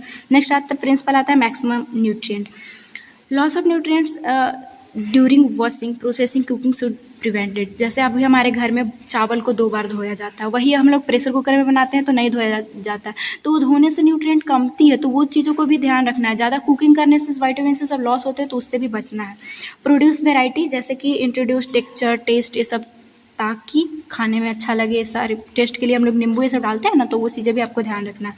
फूड हैबिट, जैसे कि रिलीजन, ट्रेडिशन, ये सब भी ध्यान में रखना होगा। जो लोग मीट नहीं लेते तो उनको आप नहीं दे सकते हो मीट, तो वो चीज़ें भी ध्यान रखनी होगी। साइकोलॉजिकल एस्पेक्ट भी देखना होगा कि जैसे बच्चे जो हैं वो अट्रैक्टिव अपीयरेंस हो फूड का तो ज़्यादा अच्छे से खाते हैं, तो ये सारा प्रिंसिपल ध्यान में रखते हुए मेनू प्लानिंग करनी होगी। स्टेप्स क्या है मेनू या फिर मील प्लानिंग का, तो 7 स्टेप आपको ध्यान रखना है। सबसे पहला आता है कि जब भी आप घर जाओ, घर से बाहर जा रहे हो सामान को लेने के लिए, ग्रोसरी में जा रहे हो तो ग्रोसरी लिस्ट बना लो कि कौन कौन सी चीज़ें हमें परचेज करनी है। जो चीज़ आप घर में किए हो या फिर जो चीज़ें घर में आप देखे हो वही चीज़ें बस लिखना है। सब कोई मील प्लानिंग करता है, सब कोई खाना खाता है, वही चीज़ें तो है बस लिखना। Ask the meal idea and share the work, take help planning shopping cooking. आपके घर में भी क्या होता है कि कोई एक घर, पापा सामान लाने जा रहे हैं, मम्मी खाना बन कुकिंग कर रही है, शॉपिंग करने कोई और जा रहा है, तो इस तरह से आपको काम बांटना है। List seasonal fresh fruit and vegetable, कि सीजनल फ्रूट कौन सा है वो लिस्ट कर लेना है जैसे आप लिस्ट बना रहे थे। Find out what special to plan. अब देखना है कि कई जब घर में हमें मीट बनाना होता है या फिर हमें कोई अच्छा सामान बनाना हो तो वो देख लेना है कि उसके लिए कौन सी चीज़ें हैं, कौन सी चीज़ें स्पेशल प्लानिंग के लिए हमें बाहर से लाना पड़ेगा। स्टेप 5 में आता है कि list 3 meal and 1-2 snack daily. अब उसमें जैसे कि आप खाना 3, जैसे सुबह बनता है, ब्रेकफास्ट बनता है, लंच बनता है और डिनर बनता है। साथ ही साथ हम लोग स्नैक्स जो लेते हैं, नाश्ता जो लेते हैं, जो भी फ्रूट हो गया, योगर्ट हो गया, तो उसके लिए भी आपको प्लानिंग कर लेना है ताकि आप ले सको। इन्यूमरेट हेल्दी मील स्नैक्स, मतलब कि वही कि सारी चीज़ों को, स्नैक्स को भी वो हेल्दी होना चाहिए, ऐसा नहीं कि आप चिप्स और कुरकुरे ला रहे हो। Save time and meal planning, यही था कि ज़्यादा आपको नहीं टाइम लगाना है, ये भी स्टेप में ही कि आप दिन भर उसी में बैठे रहो, लगे रहो, ये नहीं करना है। तो ये था आपका पूरा मील का प्लानिंग कि ग्रोसरी बनाओ, इसके बाद सब में वो काम को बांटो, इसके बाद फ्रेश वेजिटेबल को भी शामिल करो, जो चीज़ बनाना है क्या नहीं है वो देखो, और इसके बाद स्पेशल प्लानिंग में वही हम लोग देखें क्या है क्या नहीं वो देख के लिख लेना है। इसके बाद स्नैक्स का भी ध्यान रखते हुए उसको अपने लिस्ट में शामिल करना है और साथ ही साथ ज़्यादा भी टाइम नहीं लगाना है। ये होता है हमारा meal planning. Meal planning easy था, जो हम लोग रोज़ करते हो वही थी बेसिकली। अब हम लोग देखेंगे ये इन्फेंट एंड यंग चाइल्ड जो फीडिंग है, इसको IYCF, आप ध्यान रखिएगा कि इसका मतलब होता है IYCF का मतलब इन्फेंट एंड यंग चाइल्ड को फीडिंग कैसे करवाना है वो चीज़ें। ये IYCF भी कभी एग्जाम में आ जाएगी। सो इसको कैसे जो है वो ब्रेस्ट फीडिंग करवाना है, इन्फेंट को फीडिंग कैसे करवाना है, जो बेसिकली बच्चे होते हैं, वो अब हम लोग देखेंगे। सो जो इन्फेंट एंड यंग जो चाइल्ड होता है, बेसिकली जो 2 ईयर, जन्म से लेकर 2 ईयर का बच्चे जो हैं, उनको गाइडलाइन अगर देखें उनके क्या है कि emphasise the importance of optional nutrition under 2 year of child, कि इस गाइडलाइन में बताया जाता है कि उनके ऑप्टिमम हेल्थ के लिए ऑप्टिमल न्यूट्रिशन कैसा चाहिए और क्या उन्हें देना है। इसमें रिकमेंडेशन क्या है कि बच्चे जो जन्म लिए हैं, जो 6 मंथ जन्म से लेकर जो 6 मंथ तक के बच्चे हैं, उनको एक्सक्लूसिव ब्रेस्ट फीडिंग करवाया जाए। एक्सक्लूसिव ब्रेस्ट फीडिंग क्या है कि माँ के दूध के अलावा उनको कोई भी चीज़ और नहीं देना है। इसमें एक्सेप्शन आती है, जैसे कि कोई जो इम्यूनाइजेशन होता है, वैक्सीन ये सब लगती है, उसको छोड़ के और कोई भी चीज़ आपको उस बच्चे को नहीं देना है 6 मंथ तक। Then follow by the introduction of complementary food and जो ये आगे हम लोग देखेंगे। देखो अब ब्रेस्ट फीडिंग यहाँ भी आएगी, वीनिंग यहाँ भी आएगी, सो हम लोग इसी में पढ़ लेंगे, तो यहाँ पे मैं आपको नहीं बताऊँगी। चलिए इसी के साथ हम लोग देखते हैं कि ब्रेस्ट फीडिंग है क्या। पहले इन्फेंट के लिए ब्रेस्ट फीडिंग कैसे करवाना है। तो ब्रेस्ट मिल्क जो है आइडियल फूड है इन्फेंट के लिए first 6 month of life, providing जिससे ही ऑल नेसेसरी जो न्यूट्रिएंट है, इनफैक्ट एंटीबॉडी जो IgA होता है जो कि इन्फेक्शन से बचाता है, वो मिलता है और उसी से ग्रोथ एंड डेवलपमेंट हो पाती है बच्चे को। यही ब्रेस्ट फीडिंग है। क्या एडवांटेज है ब्रेस्ट फीडिंग का, तो ब्रेस्ट मिल्क जो है provide closeness and feeding bonding बनाने के लिए सबसे पहले तो मदर एंड चाइल्ड के बीच में ये ब्रेस्ट फीडिंग ज़रूरी होता है। इसके बाद स्पेसिफिक जो भी जितने भी न्यूट्रिएंट्स चाहिए इन्फेंट को, वो एक मदर से ही मिल पाती है, तभी तो इनकी रिक्वायरमेंट लैक्टेशन में ज़्यादा होता है। ईजी, और साथ ही साथ फार्मूला फीड एक होता है जो कि बेबी को नहीं देना चाहिए, अगर ख़राब हो कंडीशन तब दिया जाता है, तो उनके कंपेरिजन में ये ईजी डाइजेस्ट हो जाता है। Content antibody protect from infection, कि बोले IgA होता है मिल्क में, मदर के मिल्क में, जो कि इन्फेक्शन से प्रिवेंट करता है, बैक्टीरिया जो भी वायरस हो गया, और साथ ही ये ऑलवेज अवेलेबल है, लेने की कोई ज़रूरत नहीं है। तो ये हो गया एडवांटेज ब्रेस्ट फीडिंग का। रिकमेंडेशन क्या है ब्रेस्ट फीडिंग के लिए, मतलब कैसे आप बताओगे, जैसे कि आप ये चीज़ें तो आपको देखने को मिलेगी नर्सिंग फील्ड में, तो क्या क्या ब्रेस्ट फीडिंग अगर बच्चा जन्म लेता है तो उनको क्या क्या आप रिकमेंड करोगे। तो ब्रेस्ट फीडिंग जो है इनिशिएट हो जाना चाहिए, जैसे अगर नॉर्मल डिलीवरी हुई है तो आधे घंटे में, और अगर सिजेरियन सेक्शन से डिलीवरी हुई है तो भी 4 घंटे के अंदर हो जाना चाहिए। ये एक्सक्लूसिव ब्रेस्ट फीडिंग स्टार्ट हो जानी चाहिए। Nothing should be given breast feeding से पहले बहुत कल्चर में होता है कि लोग जो है वो शहद देते हैं, ये सब कुछ नहीं, पहले ब्रेस्ट फीडिंग ही होना चाहिए 6 मंथ तक। एक्सक्लूसिव ब्रेस्ट फीडिंग जो है वो गिवन कि मतलब 6 मंथ तक और कुछ नहीं देना है, एक्सेप्शन जो इम्यूनाइजेशन है बस वही। कॉम्प्लीमेंट्री फीडिंग जो है should be started after 6 month. अब कॉम्प्लीमेंट्री फीडिंग में क्या होता है कि और चीज़ें, सेमी सॉलिड चीज़ें, ये सबको प्रोवाइड करने लगना 6 मंथ से बच्चा जैसे ही ज़्यादा होता है।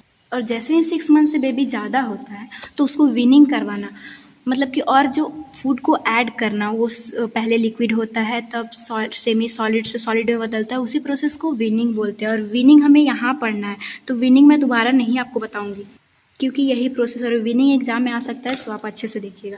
वीनिंग क्या है? एक प्रोसेस है gradually introduce food other than breast milk. Breast milk के साथ ही साथ अब उनको अदर फूड को भी इंट्रोड्यूस करवाना उनके फीडिंग, बच्चे के फीडिंग शेड्यूल में। प्रिंसिपल क्या है वीनिंग का? या जो है should be started the age of 6 month के बाद आपको इसे स्टार्ट करना है। 6 मंथ जैसे हुआ स्टार्ट करना है, ऐसा आप ध्यान रख सकते हो। एलर्जी वाले फूड जो है इस टाइम पे अवॉइड करना हो, एलर्जिक फूड जैसे कि एग, सोयाबीन, ये सब जो है उसे अवॉइड करना है। और प्रीफर होम मेड फूड, ना कि आप बाहर से चिप्स मंगवा के बच्चे को, बहुत लोग बिस्किट देते हैं, वो ऐसा कभी नहीं करना है। If child is like some food, जो फूड आप दे रहे हो तो बच्चे नहीं खाते हैं तो उनको वही फूड जो है वो दोबारा देना है कुछ टाइम के बाद। रिकमेंडेशन क्या है वीनिंग के लिए? WHO या जो यूनिसेफ दिया है, फर्स्ट जो है वो सबसे पहले लिक्विड से आपको स्टार्ट करना है। अगर आप जैसे कि अगर बनाना भी दे रहे हो तो उसे पूरा लिक्विड बना दो, वो देना है। या फिर लिक्विड में आप और क्या, जैसे मम्मा का दूध जैसे ही वो छोड़ा तो फिर गाय का दूध या फिर बफेलो का जो मिल्क है वो लिक्विड से पहले स्टार्ट करना है, तब शिफ्ट होना है सेमी सॉलिड में। कि अगर रोटी भी दे रहे हो तो पूरा उसे दूध में जो है वो पूरा एकदम ये सॉलिड, सेमी सॉलिड बना के और तब सॉलिड में आपको चावल ये सब देना स्टार्ट करना है। साथ ही साथ आयरन होना चाहिए ताकि बच्चे में हीमोग्लोबिन सही से बन पाए। जिंक इंटेक भी जरूरी होता है क्योंकि जिंक इम्यूनिटी को स्ट्रॉन्ग करता है। Variety of child diet note, बहुत वेराइटी आपको देना है। देखते हो हमारी मम्मी क्या करती थी, हमें कभी ये चीज़ देती कभी वो चीज़, साथ ही साथ हमें खिलाने के लिए ये तुम्हारे पापा का हिस्सा है, तुम्हारे मम्मी का हिस्सा है, किसको किसको याद आ रहा है कमेंट बॉक्स में बताइएगा। सो ऐसे ऐसे चीज़ एक वेराइटी, और या फिर बच्चों को खिला कर कैसे भी करके इस तरह से आपको बच्चे को खिलाना है। स्पाइसी नहीं होना चाहिए। फूड कौन कौन से ऐसे हैं जो विनिंग में यूज़ किया जाता है? तो मैश, बनाना को मैश करके दे सकते हो। कुक्ड सॉफ्ट फ्रूट, वेजिटेबल भी है तो उसे कुक्ड करके देना है, पका कर देना है। मिल्क मिक्स जो है वो सीरीज, अगर अनाज दे रहे हो तो मिल्क के साथ उसे मिक्स कर दो। हार्ड बॉइल्ड एग जो है वो, हार्ड जो एग होता है उसे बॉयल करके देना है। तो ये सारी चीज़ें जो है वो वीनिंग प्रोसेस कहलाती हैं। अब नेक्स्ट हमारा पॉइंट है diet plan for different food children, adolescent and Elder patient के लिए या फिर पर्सन के लिए। तो जो चिल्ड्रेन बेसिकली हम लोग 1 से 12 ईयर के लिए देखेंगे, उनका क्या फोकस होना चाहिए न्यूट्रिशन देते वक्त कि प्रायोरिटाइज न्यूट्रिशन डेंस फूड। उसमें न्यूट्रिएंट्स ज़्यादा चाहिए, प्रोटीन ज़्यादा चाहिए ताकि उनकी बॉडी में उस समय, प्रोटीन को बिल्डिंग ब्लॉक बोला जाता है बॉडी के लिए, तो वो चीज़ें ज़्यादा होना चाहिए। ग्रोथ एंड डेवलपमेंट उसको रिक्वायरमेंट है तो ज़्यादा सब न्यूट्रिएंट्स उनको चाहिए, चाहे वो प्रोटीन हो, फैट हो, कार्बोहाइड्रेट हो, विटामिन्स, मिनरल्स, सारा चीज़ उनको चाहिए। कि न्यूट्रिएंट आपको ध्यान रखना कि ये तो चाहिए ही चाहिए। कैल्शियम जो है वो चाहिए स्ट्रॉन्ग बोन एंड टीथ के लिए। आयरन चाहिए ताकि हीमोग्लोबिन बनेगा, हीमोग्लोबिन बनेगा तभी आरबीसी जो है वो ऑक्सीजन को ले पाएगा, ऑक्सीजन की वजह से ही एनर्जी मिल पाएगी, तो ये चाहिए। साथ ही साथ विटामिन डी चाहिए ताकि और एब्जॉर्प्शन हो सके कैल्शियम का। और भी चीज़ें बहुत चाहिए, बेसिकली ये की था। फूड ग्रुप आपको ध्यान रखना, और इस तरह से आप टेबल से कभी मत घबराइएगा एग्जाम में। टेबल बस आपको ये बनाना ही होगा तभी एक अच्छा इंप्रेशन बन पाता है। सो फूड ग्रुप आप क्या क्या चीज़ें लोगे जब इनके लिए डाइट प्लान कर रहे हो तो फूड ग्रुप हम लोग देखे थे ना कि जब भी मील प्लानिंग करें तो सब फूड में से लेना है। तो फूड ग्रुप में 4 चीज़ें बेसिक था, grain, fruit, vegetable, protein and dairy. तो ग्रेन में से हम लोग कोई भी इसमें से उठा के इतने सारी चीज़ों में से दे सकते हैं। Whole grain like oat, brown rice and whole wheat bread, ये सब आप लोगे उन्हें देने के लिए। और आप उनके लिए क्या यूज़ कर सकते हो? फ्रूट में कलरफुल फ्रूट, वेजिटेबल कम से कम 5 देना है एक दिन में, ये आपको ध्यान रखना है। प्रोटीन जो है वो लीन मीट से, पोल्ट्री, फिश, इन सारी चीज़ों से उनकी प्रोटीन की रिक्वायरमेंट पूरा करना है। डेयरी में जो मिल्क हो गया, योगर्ट हो गया, चीज़ हो गया, इन सारी चीज़ों से उनकी ये डेयरी वाली रिक्वायरमेंट पूरा करनी है। अब एक चिल्ड्रन का कैसा जो है वो मील प्लानिंग होना चाहिए, उसके अगर सैंपल हम लोग देखें तो ब्रेकफास्ट में जो है वो ओट मील आप दो, और साथ ही साथ ओट मिल बेसिकली वो जो जई का जो ये दाल होता है उससे आप देखोगे सर्च करोगे तो मिल जाएगा, तो वो आपको ब्रेकफास्ट में उनके लिए इंक्लूड करना है। बेरी जो भी स्ट्रॉबेरी ये सब है, मिल्क, एग, होल व्हीट और टोस्ट, इडली, ये सब आप यूज़ कर सकते हो एक बच्चे चिल्ड्रन के लिए उनके ब्रेकफास्ट में। लंच में अगर देखो तो chicken, wheat bread, carrot stick, Apple slice, cooked rice, boiled potato, ये इन सारी चीज़ों को आप लंच में यूज़ कर सकते हो। डिनर में बॉइल्ड मिल्क हो गया, कुकड सीरियल्स हो गया, मतलब जो भी अनाज है उन्हें पकाकर, रोटी चावल कैसे हम लोग खाते हैं, बॉइल्ड फिश, मीट, ये सब चीज़ें आपको डिनर में यूज करना है। स्नैक्स अगर देखें तो स्नैक्स में फ्रूट, योगर्ट चीज़, आप नट्स दे सकते हो बच्चे को, चाहे वो दोपहर के 11 बजे ले या फिर शाम के 5 बजे ले, स्नैक्स तभी हम लोग यूज़ करते हैं। तो इन सारी चीज़ों को यूज़ करना है। अब चिल्ड्रन में क्या फीडिंग प्रॉब्लम होती है वो भी आपको देखना हो, तो क्योंकि हम लोग अप्लाइड न्यूट्रिशन पढ़ रहे हैं तो ये भी आप लिखोगे अगर जब एग्जाम में आपके आए तो प्रॉब्लम क्या क्या है, ओबेसिटी हो सकती है, अंडर वेट होना जिनको सही से नहीं न्यूट्रिएंट मिल रहा है, एनोरेक्सिया नर्वोसा, बुलिमिया जो है वो गर्ल्स में होने वाली प्रॉब्लम है। हम लोग नर्सिंग फाउंडेशन में बहुत अच्छे से पढ़ चुके हैं कि साइकोलॉजिकल प्रॉब्लम है जिसमें मोटा होने से डरना या फिर खुद खाकर और हाथ से वो जो है वो खाना को वॉमिट कर देती है। ग्रोथ फेलियर हो सकता है, प्रोटीन एनर्जी माल न्यूट्रिशन जिसे बोलते हैं। डेंटल कैरी देखने को मिलता है जो कि ये चिल्ड्रन में फीडिंग प्रॉब्लम है, सही न्यूट्रिएंट ना लेने से हो सकती है। चिल्ड्रन के बाद हम लोग एडोलसेंट में देख लेते हैं, 13 से बेसिकली 19 ईयर वाले को बोलते हैं। तो फोकस इनमें क्या करना है कि ज़्यादा कैलोरी इनको चाहिए और nutrient need due to growth spot, इनका जो है वो ग्रोथ बहुत इस टाइम पे जल्दी होती है। जो है लड़कियां जो है उनमें मेंस्ट्रुअल साइकिल आती है, लड़के में दाढ़ी मूछें सब आने लगती है, तो इनको कैलोरी ये सब और न्यूट्रिएंट ज़्यादा चाहिए, ये आपको फोकस करना है। कि न्यूट्रिएंट क्या है, कैल्शियम, आयरन ज़्यादा चाहिए क्योंकि इसी से आयरन से ही हीमोग्लोबिन बनेगी, एनर्जी मिल पाएगा। और साथ ही साथ लड़कियों में क्योंकि ब्लड का ज़्यादा लॉस होता है तो इस टाइम पे ज़्यादा चाहिए vitamin D and protein, Q nutrient इस टाइम पे ज़्यादा चाहिए इन लोगों को। फूड ग्रुप में आप वही ग्रेन से, फूड वेजिटेबल से, प्रोटीन से और डेयरी से ले सकते हो, जो कि इतने सारे आप इनसे उठाओगे अपने सामान को उनको देने के लिए। अब उनके लिए मतलब एक आप ओवरऑल देखो कि किनको क्या कितना चाहिए एक एडोलसेंट के लिए। तो जो 13 से 15 ईयर वाले होते हैं, बॉडी वेट बॉयज़ के लिए हम लोग ओवर लेके चलेंगे 47.8 kg एंड 46 लड़की के लिए जो है वो 46.7 kg की लड़की हो तो उनको क्या चीज़ों की कितना रिक्वायरमेंट होती है। तो एनर्जी उनको 2450 जो है वो किलो कैलोरी चाहिए, वही लड़की में 2060 किलो कैलोरी चाहिए। प्रोटीन जो है 60 ग्राम चाहिए और लड़की में 65। आयरन जो है वो 41 ग्राम चाहिए, mg चाहिए, सॉरी मिलीग्राम, एंड वही गर्ल्स के लिए 28 ग्राम। तो ये चीज़ें आपको ध्यान रखनी होगी, एक एग्जाम में बनाना भी होगा इस तरह से। अब लास्ट हम लोग देख लेते हैं कि कैसे एल्डर के लिए डाइट प्लान हम लोगों को करना है जो 60 प्लस वाले होते हैं। तो उनका जो है हमें ध्यान रखना होता है क्योंकि उनकी मसल मास देखोगे तो छोड़ने लगता है, तो उनकी मसल मास मेंटेन करना है, ऐसा ध्यान रखना है जिसके लिए प्रोटीन हमें ज़्यादा देनी होगी। साथ ही साथ बोन उनकी डेंसिटी ख़राब होने लगती है तो बोन हेल्थ मेंटेन करने के लिए कैल्शियम ध्यान रखना होगा।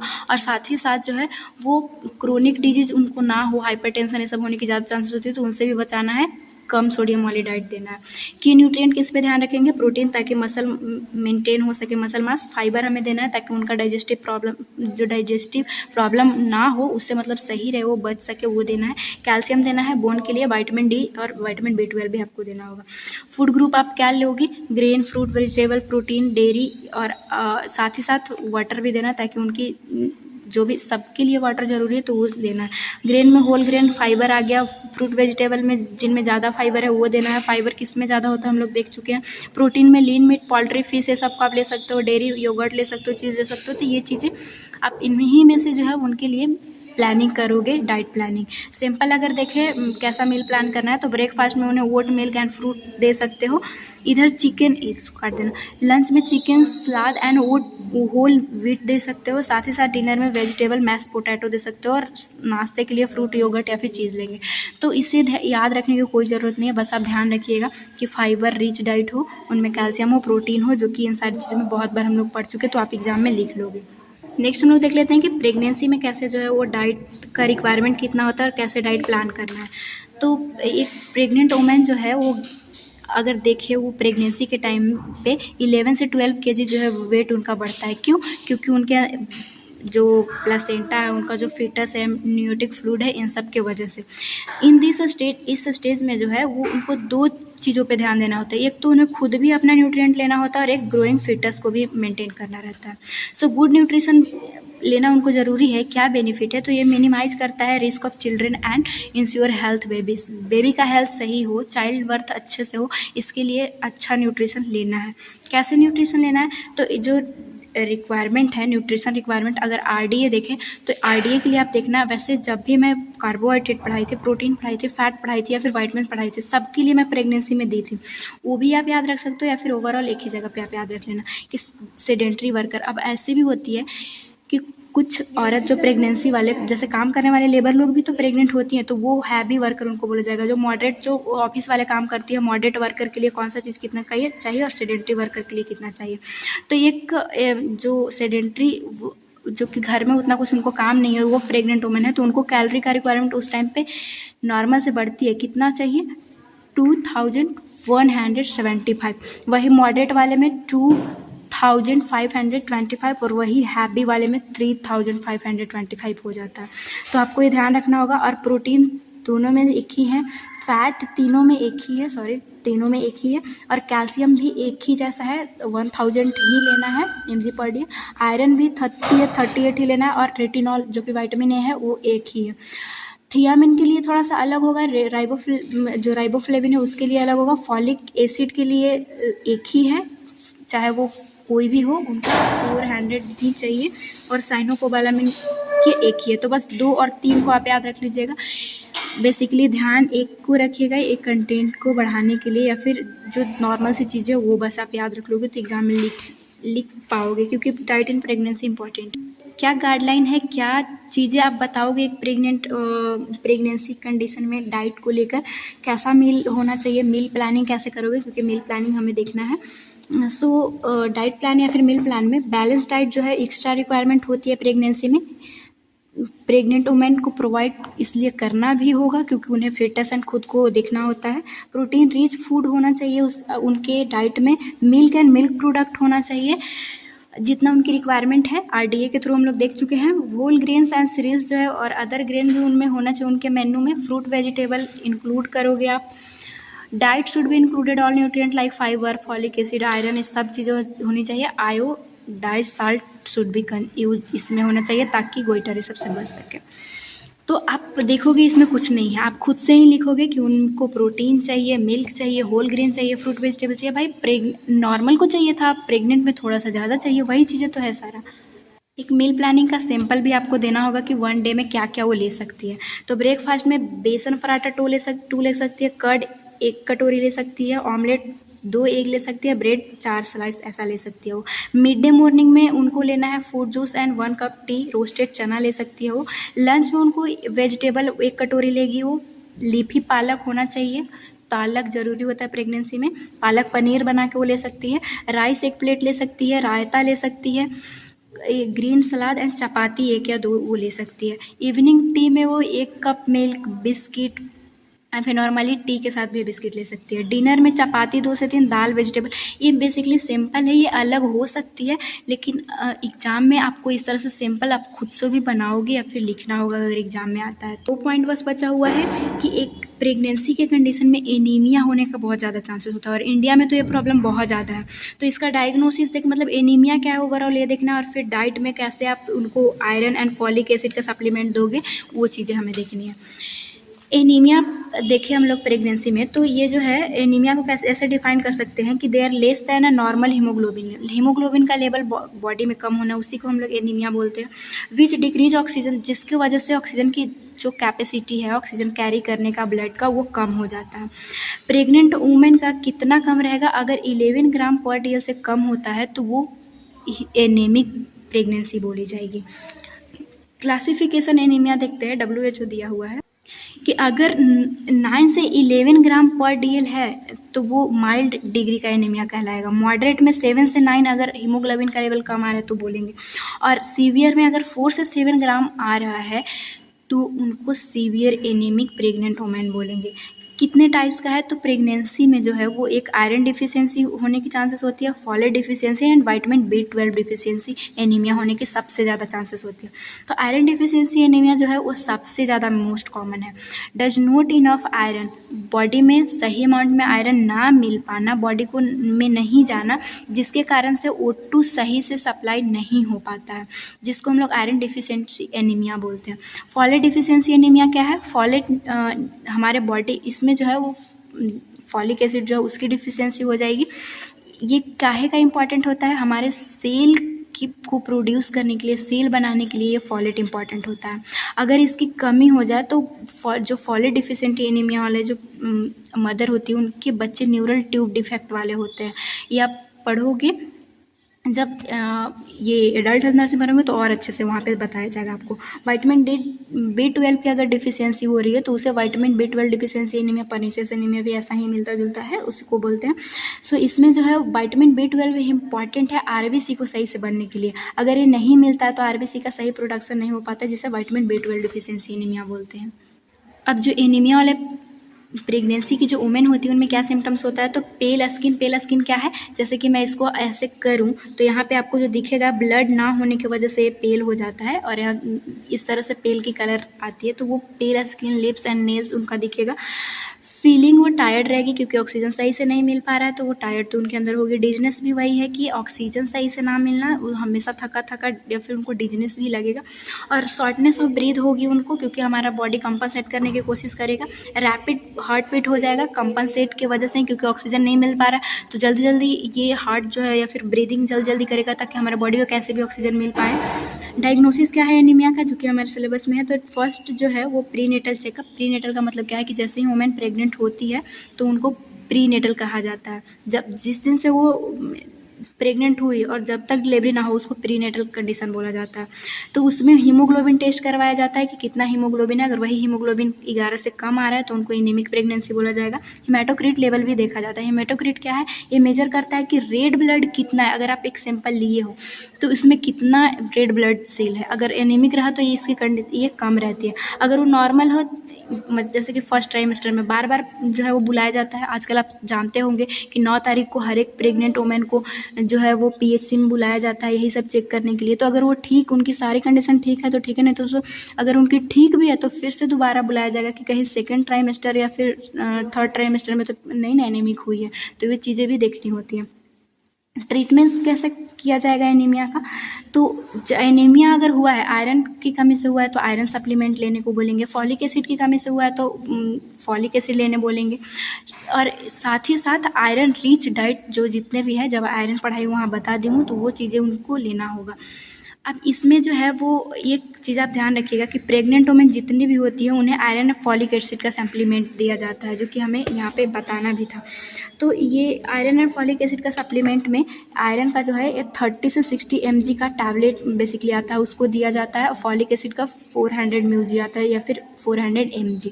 इसे एक बार लेना होता है जो प्रेग्नेंट, चाहे कोई भी हो, यूनिवर्सली मतलब सबको लेना है। अगर उनकी कंडीशन एनीमिया वाली हुई है तो ये रिक्वायरमेंट बढ़ती है, वो डॉक्टर डिसाइड करते हैं। ड्यूरेशन कितना? जब तक वो प्रेग्नेंट रहेगी थ्रू आउट तब तक ये जो है वो PHC पे उनको दिया जाता है, आंगनबाड़ी पे दिया जाता है आयरन एंड फॉलिक एसिड का supplement. To treat vitamin B12, अगर जैसे कि आयरन एंड फॉलिक एसिड का तो हम लोग देख लिया। अगर विटामिन B12 की डिफिशियंसी हो तो क्या करना है? तो उन्हें बोलना है कि एग, मीट, डेयरी प्रोडक्ट ले, और साथ ही साथ विटामिन B12 की सप्लीमेंट भी उनको दी जाती है। ये जो विटामिन B12 डिफिशियंसी एनीमिया है, जो लोग नहीं खाते हैं जो मीट वगैरह, उनको ज़्यादा होती है। वीगन में ज़्यादा होता है, जो कि डेयरी प्रोडक्ट भी नहीं लेती है, तो उनको विटामिन B12 सप्लीमेंट लेना बहुत ज़रूरी हो जाता है उस एनीमिया से बचने के लिए। नेक्स्ट हमारा एंड लास्ट है लैक्टेशन में कैसा न्यूट्रिशन होना चाहिए। अब लैक्टेशन में हम लोग अगर देखें तो जितना एक प्रेग्नेंट वुमेन को चाहिए उससे भी ज़्यादा लैक्टेशन में चाहिए, क्योंकि उस टाइम पे जितने भी मिल्क एक तो उनके अंदर सिंथेसिस हो रही है, और वही मिल्क से उनके बच्चे जो ग्रोथ कर रहे हैं उनको भी न्यूट्रिशन पूरा चाहिए। तो इसमें जो है एक अगर देखें कि प्रेगनेंसी के कंपेयर से कंडीशन को कंपेयर करके अगर देखें तो इनमें 330 से 400 किलो कैलोरी जो है वो ज़्यादा इनको एनर्जी चाहिए। न्यूट्रिशन रिक्वायरमेंट के लिए इतना आपको लिखना होगा कि एनर्जी अप्रॉक्स इनको 2600 किलो कैलोरी। ऐसे नॉर्मल अगर आप देखो एक नॉर्मल पर्सन के लिए 2000 से 22 तक जाएगा। वही प्रेगनेंसी के लिए 24 से 26 तक जाएगा, और 24 से बेसिकली 24 तक जाता है। वैसे प्रेगनेंसी में आप देखोगे अगर गूगल भी करते हो तो। और वही ये जो लैक्टेशन की कंडीशन है उसमें और भी ज़्यादा चाहिए होता है। प्रोटीन कितना चाहिए लैक्टेटिंग वुमेन को, तो 65 ग्राम। आयरन जो है वो 30 mg चाहिए। कैल्शियम 1000 mg, हम लोग पहले भी देखे थे, इतना ही चाहिए था उसमें प्रेगनेंसी में भी, तो ये सेम ही है। फॉलिक एसिड 400 mg और आयोडीन 200 mg। इसको याद ही आपको करना होगा, जितना याद कर पाओ आपको करना होगा। अगर एग्जाम में आता है तो लिखना पड़ेगा। अब एक डाइट चार्ट का सैंपल देख लेते हैं ऐसे कि क्या होना चाहिए। ऐसे ये चीज़ें बदलेगी, लेकिन ऐसा एक सैंपल बेसिकली होना चाहिए। एक जो लैक्टेटिंग वुमेन है वो उनको 6 बजे, सुबह 6 बजे 1 गिलास डेट मिल्क शेक ले सकती है, खीर ले सकती है, गुड़ वाला लड्डू ले सकती है, प्लस 1 कप हर्बल टी ले सकती है वो। साथ ही साथ ब्रेकफास्ट में 8 बजे उनको लेना होगा उपमा, पोहा, वो फेनुग्रीक सीड ले सकती है, plus any non citric fruit वो उनको अपने ब्रेकफास्ट वाले टाइम में ऐड करना है। मिड मॉर्निंग में वो बाजरा व्हीट ले सकती है नाश्ता के रूप में। लंच में वो 2 बजे 1 रोटी, 1 कप बॉइल्ड राइस ले सकती है, 1 कप मूंग दाल, क्या लेते हैं हम लोग रोटी चावल दाल और वेजिटेबल ही तो लेते हैं, तो उसी तरह से वो 2 बजे लेगी। स्नैक्स में 5 बजे वो ड्राई फ्रूट एंड टी ले सकती है, फ्रूट ले सकती है। डिनर में वो 8 बजे वो करेगी, फिर व्हीट रोटी राइस मिक्स वेजिटेबल और मूंग दाल लेगी। लेट नाइट में वो जैसे कि 10:30 बजे अगर सो रही है तो मिल्क ले सकती है। अगर कोई उनके पास प्रोटीन पाउडर है तो वो भी सोते वक्त ले सकती है। ये चीज़ें बदलती है, बस एक सैंपल आपको आपके एग्जाम में आए तो लिखना है। सो हमारा और सारा एक सिलेबस कंप्लीट होता है। कॉम्प्लीमेंट्री फीडिंग या फिर वीनिंग एक ही चीज़ था जो कि हम लोग यहाँ ही पढ़ चुके थे, जो बच्चा वाला इन्फेंट वाला था उसी में। अब इसमें आप देखोगे कि काउंसलिंग एक हमारा छूटा है कि एनीमिया प्रेगनेंसी में काउंसलिंग क्या करना है। तो काउंसलिंग यही करना होता है कि उनको जो है वो आयरन रिच फूड बताना है, उनको सप्लीमेंट जो टैबलेट आते हैं वो प्रोवाइड करना है। इस तरह से आप काउंसलिंग उनको दे सकते हो, उन्हें समझाना है। तो पूरा हमारा सिलेबस जो है वो ख़त्म होता है। बेसिकली हम लोग 7 से 8 घंटे की चीज़ें बहुत जल्दी समाप्त कर चुके हैं। अगर वीडियो थोड़ा सा भी हेल्पफुल लगा हो तो लाइक कीजिए। और साथ ही साथ ये 2 MCQ आज आपके लिए है जो कि इम्पॉर्टेंट है। Why do we need take balance diet, क्यों हम लोग बैलेंस डाइट लेते हैं? वी गिव एनर्जी के लिए, या फिर functional properly to help grow, या फिर प्रिवेंटिंग अस गेटिंग फैट। क्या इसका आंसर है? इसका आंसर मुझे कमेंट बॉक्स में आप दोगे। मेनू प्लानिंग हम लोग क्यों करते हैं? Teach employ how cook item menu, इसके लिए, या फिर selecting food for which fulfil nutrition need, इसके लिए, या फिर the plan menu to be construct every week, या फिर प्लानिंग बिल्डिंग अ रेस्टोरेंट बनाने के लिए करते हैं मेनू प्लानिंग। क्यों करते हैं? आपका आंसर क्या है? इसका आंसर क्या होगा आप हमें कमेंट बॉक्स में दीजिए, क्योंकि ऐसे ही MCQ आपके एग्जाम में पूछे जाते हैं। और कैसा लगा वीडियो ये भी आप कमेंट बॉक्स में ज़रूर बताइएगा। Thanks for watching. वीडियो अगर हेल्पफुल लगा हो, जो लोग चैनल पर नए हैं सब्सक्राइब जरूर कर लीजिएगा। और इसका नोट्स आपको व्हाट्सएप पे मिल जाएगा, जो कि नंबर शो हो रहा होगा आपको, और साथ ही साथ या फिर डिस्क्रिप्शन बॉक्स में भी जाकर उस नंबर से सीधा व्हाट्सएप पे पहुंच सकते हो। जिससे एड कार्ड करके मेरे पास भेजोगे तो वो मैं प्रोवाइड कर दूँगी। Thank you. मिलेंगे नेक्स्ट वीडियो में न्यूट्रिशन डिफिशियंसी के साथ। कोई भी डाउट हो आप कमेंट बॉक्स में ज़रूर लिखें। नेक्स्ट यूनिट हम लोग डिस्कस करेंगे unit 8 nutrition deficiency and disorder. इसमें SAM PM बहुत इंपॉर्टेंट है। और इसकी इंपॉर्टेंट क्वेश्चन की मैं बात, तो हालांकि मैं बता चुकी हूँ कि बैलेंस डाइट ये है, कई बार पूछा है। इसके बाद मील प्लानिंग पूछ सकता है, IYCA पूछ सकता है, और एक RDA पूछ सकता है। और एक जो है वो प्रेगनेंसी वाली जो कंडीशन है वो भी आपसे पूछा जा सकता है। ये हाईलाइटेड टॉपिक है, इम्पॉर्टेंट ये चैप्टर है। तो एग्जाम टाइम में इससे आप अच्छे से प्रैक्टिस इन क्वेश्चन को कीजिएगा। वैसे भी जब मैं इंपॉर्टेंट क्वेश्चन प्रोवाइड करूँगी वहाँ पे आपको इसका लिस्ट दूंगी। साथ ही साथ बहुत जल्दी इसका भी नोट्स कंप्लीट हो जाएगा। आप अभी नर्सिंग फाउंडेशन या फिर बायोकेमिस्ट्री का नोट्स अगर परचेस करना चाहते हो तो व्हाट्सएप पे जा सकते हो, और कुछ ही दिन में ये भी हमारा ख़त्म होगा। मैं आपको इसका भी नोट्स दे दूँगी। Thank you.